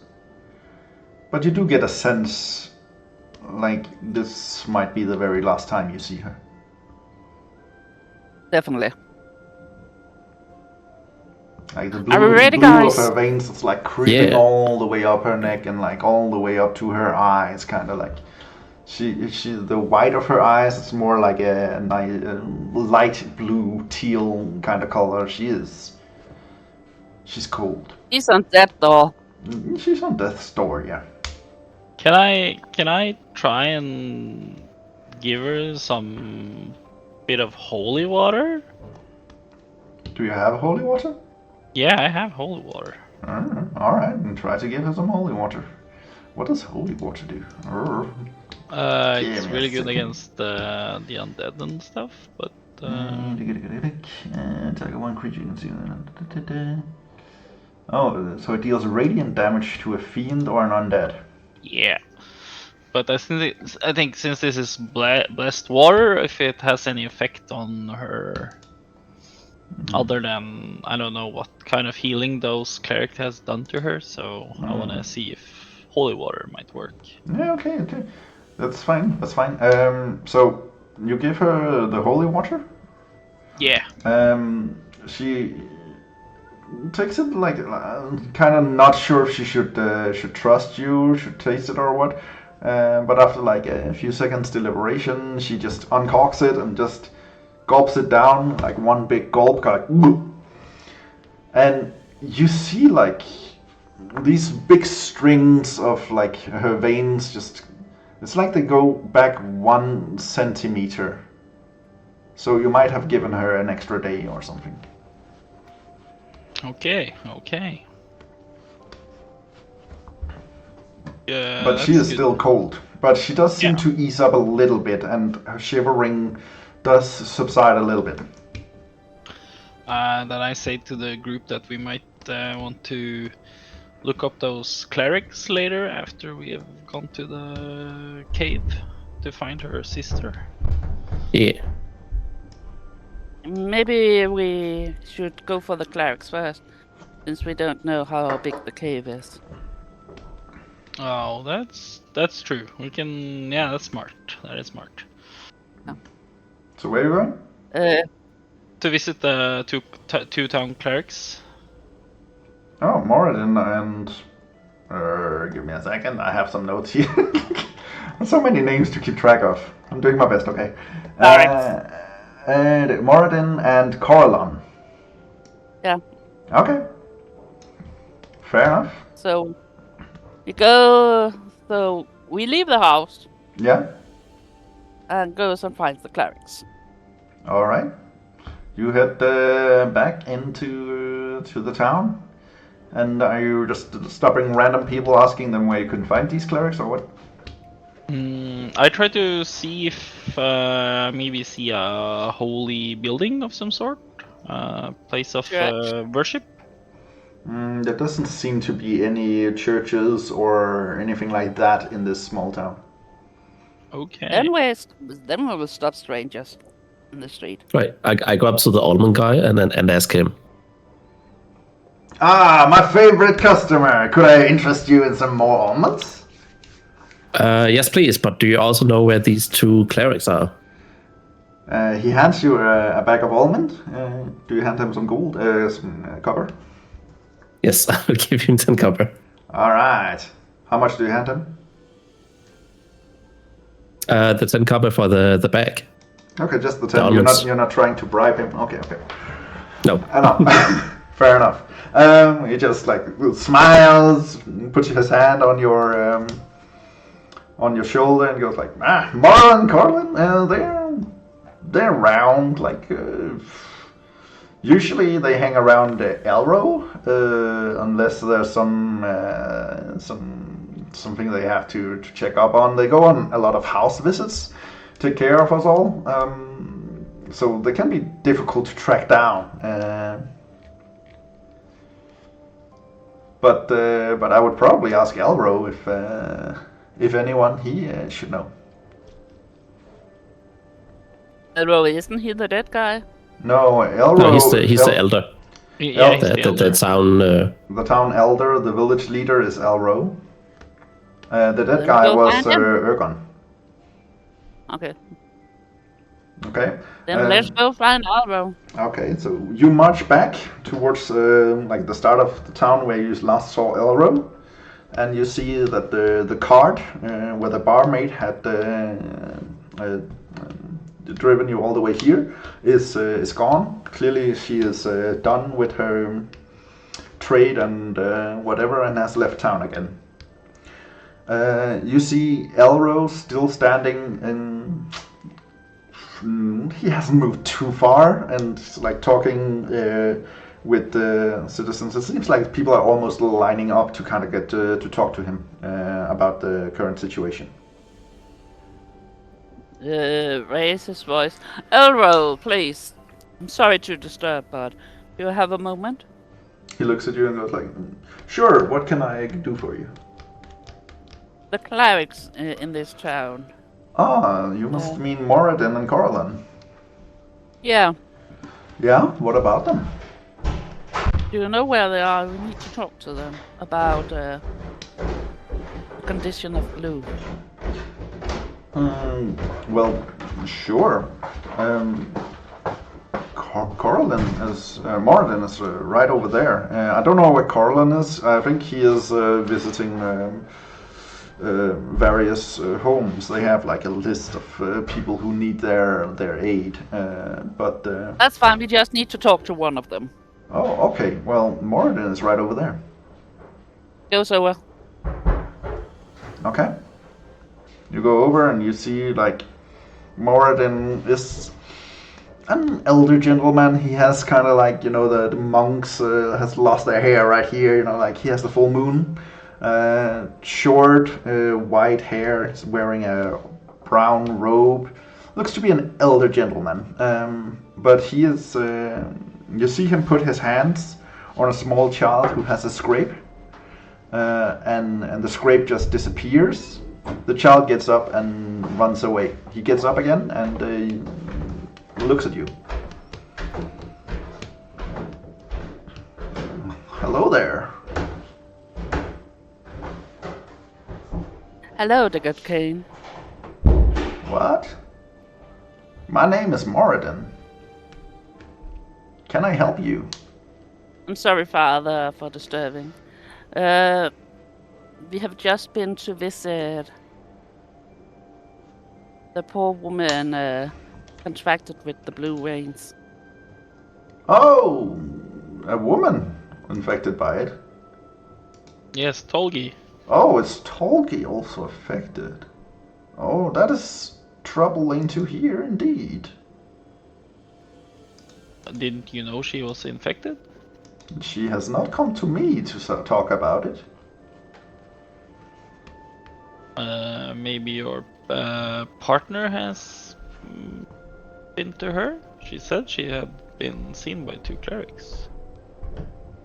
Did she now? Oh, And then you remember that what she told you was that she did not go to talk to them because they couldn't help Ergon, so she just assumes they can't help her.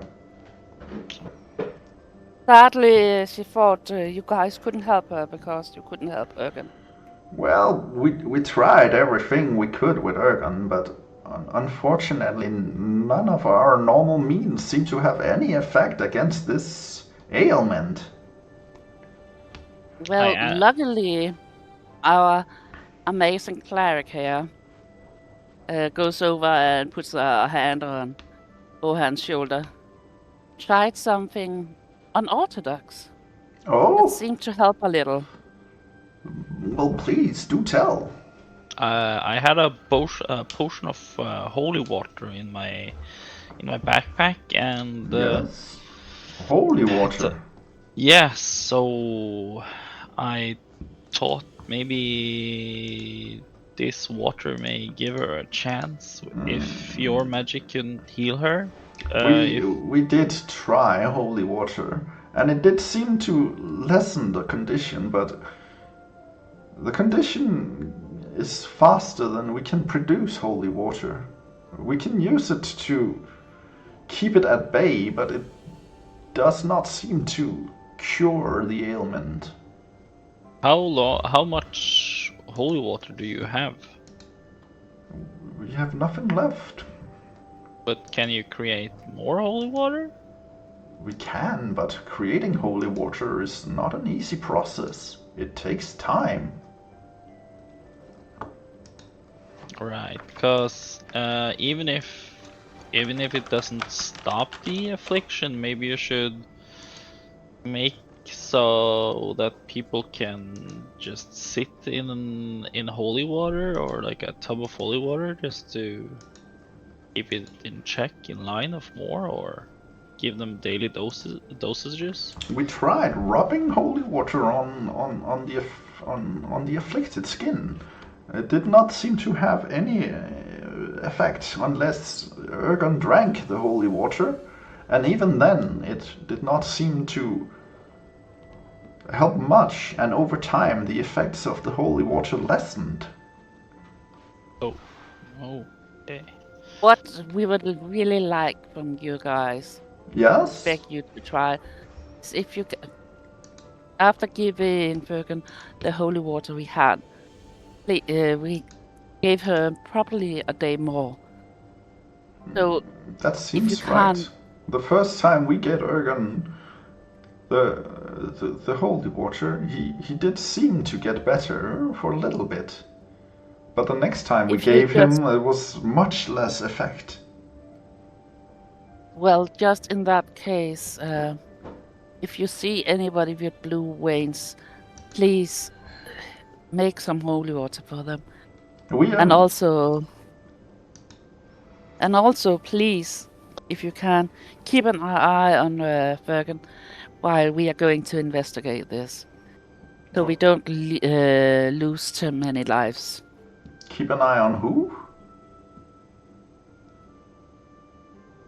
Bergen. Ergen, but he's dead. Oh, that's her name. Tolgi. Tolgia. Oh, Tolgi. Well, I will visit her later to see if I can do anything. And our apprentice should have made a little more holy water, hopefully enough that we can keep her at bay. Is For your now. apprentice new or been here a long time? I've known him since he was a child, but he only recently took up the mantle of wanting to become a priest. Oh. Okay. What kind of which god do you guys serve? Well, I serve the great goddess of Serenray. Whom do you serve, good cleric? I do not know yet. My path is still unknown to me, but I feel. But I feel sense the divine magics from you. Yeah. How but can I still you not can't. know? I do not know. My life is difficult, and I dare so believe this is why I do not know which god or goddesses is talking to me. But I will find it soon.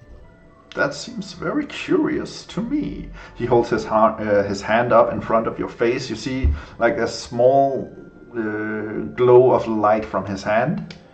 While he has closed eyes, he kind of does like a scan of you. And he takes his hand down and kind of looks at you like, I sense a great potential in you. You have the power to outshine us all. He takes a bow to you in reverence, like you get the sense that he saw something in you. Nice. A deep potential. Yes? All right. Thank you. Thank you kindly.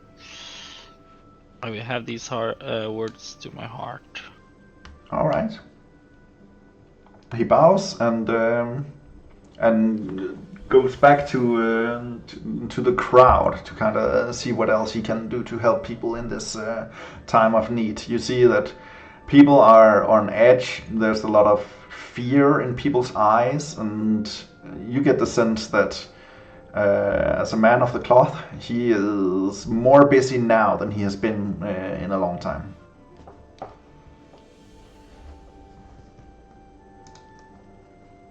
So what would you like to do? Should we head for the cabin? Yeah, I don't think Okay. there's much we can get out of. Yeah. I thought maybe like holy magic was some way to counteract this disease, but apparently not. So we can maybe go to the cave. Yeah. Okay. Yeah. But we need to look. Do we know the general direction of the cave, or we might need to ask somebody? Yeah, Tolkien told us. Okay. So let's do that. All right, so you guys are heading towards the cave. Yeah. Yeah. All right, so let me just check. Whoop.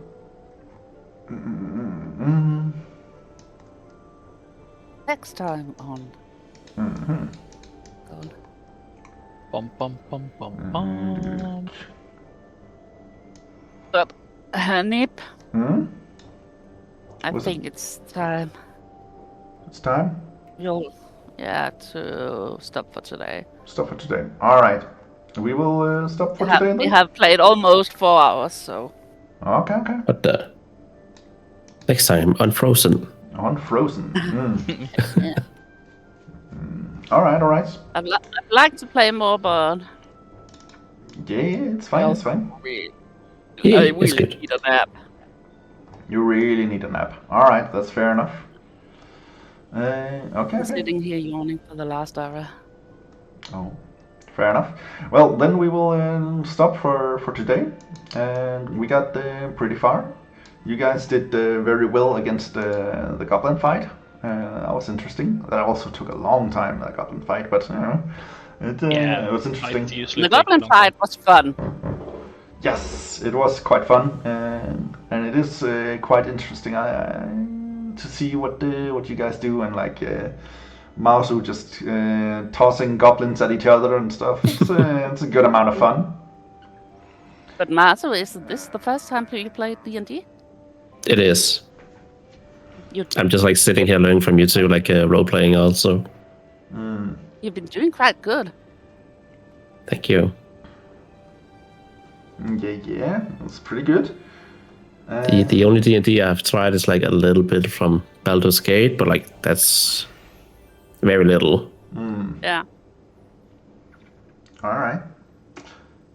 But D&D is really fun. It's like an open world where you can do what you want. You can say what you want. It is like Compared to- if you remember how to play Gary's mod, remember the old Valve game. Yeah. Like you can do anything, and then we'll see how it goes. You need a haircut, young man. I do. Yeah. It grows very fast. What was Oh, you Tolgi's just- sister's name? Huh? What was Tolgi's sister's name? Holden? Holgen? No, not Holgen. Holil. Lil. Holil. Holly? Not Hulk Hogan, but Holil. Holil? Yes, her Can you full write name that down? is Holil Lutan. Of course I can. I've made I feel like so we need like a many channel notes. in here so like Lama can write down everything with. I can make a channel so you can share your notes if you want. I had no idea Yeah. to take notes. Like damn. There you go. Holil Lutan. I forget names when he says them. Yeah, you Yes, guys sir. are messing up a lot with the names of like Tolgi and everyone. It's quite funny. You gotta keep them simple. Like this is Björn, this is Max, Yeah. this is Elsa, this is Elsa number 2. Wait, what if we are playing Frozen? Yeah. And this is Sven, and then you just see like a reindeer coming walking and like, oh. Yeah, I want to Yeah. mount, so yeah, we Yeah, should definitely have a.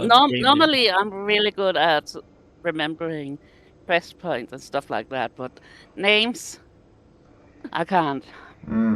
Well, that's why it's very good to take notes, I guess. Yeah, I have written down some notes. That's good. That's good. That is gonna help you. And yeah, next time you can go towards the Kroger cave. I've created a little map for that and everything. It's gonna be fun. Ooh, Kroger Cave. Yes. It is. And I got my bow. I'm happy I got a bow. It would be Alright. much cooler if you had it with Goblin Intestine string, but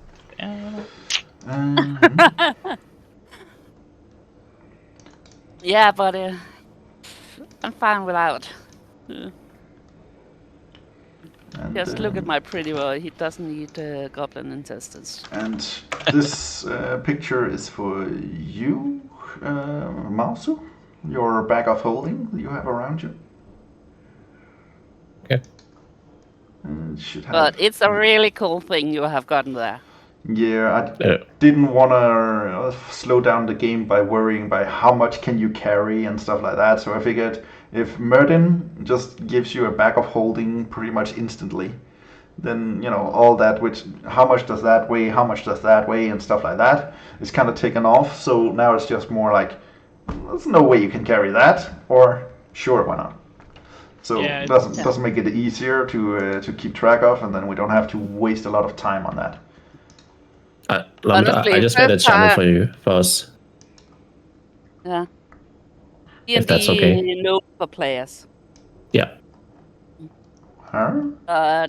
It's a pretty cool thing, and it If you is don't like realize. it weighs 15 pounds, and you can have up to No, 500 pounds in it it. only weighs 5 pounds. Even less than you thought. But yeah, it is super cool to have. Makes it a lot easier to have the inventory and keep track of things and stuff like that. Yeah, so you can, if you want, you can loot a lot of stuff, but you just need to. I was kind of curious, like who was gonna get it, and then Mausu just instantly goes like, "I don't have anywhere to put this. Can someone hold this?" And then the bartender's just standing there with his bag, like, "Here you go." And then I was asking like, "Oh, you put it into the bag? Yeah, okay. You close the bag. There it is." Just waiting for you guys to figure it out, because I did assume that at least some of you would know what a bag of holding is. Oh, I had an inkling when you said about that, and you put it in the bag.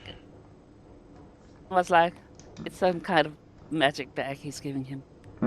Yes. And then I was jealous. Well, we just need one for the team, that's fine. But that does mean that Yeah. the All I mouse... had was a loincloth. Yes, and now you have a magical bag of holding. And a nice weapon and stuff like that. So Yeah. A silvered maul. I'll create a note, kind of like a picture the same way as this one for you, so you can kind of keep track of what you actually have. Also, what the silvered maul does. So we can keep track of like the fact that whenever you hit someone who's shapeshifted, then you will deal an extra die of damage and stuff like that. Oh, I already added it to my equipment, and when I click on the name, it says like when I score a critical hit with I guess a shapeshifter, the weapon deals additional dice of damage. Oh, it actually does like that. Let me check. Oh, Yeah. that's cool. Oh, yeah, okay, silvered maul. Cool. and Nice. But I will say, like, just- this whole D&D Beyond character sheet and everything, it does have, like, everything you want. It's really good for just keeping track of everything you do and all of that. One note, though, Mausu, I can see when I gave you one temporary hit point, you just added it to your max hit point. There's a temp next to your maximum hit points instead, where you should add the Oh shit, I didn't see that. because otherwise you'll just keep getting stronger and stronger. This is only a temporary boost. It's like that. Let me just refresh the page.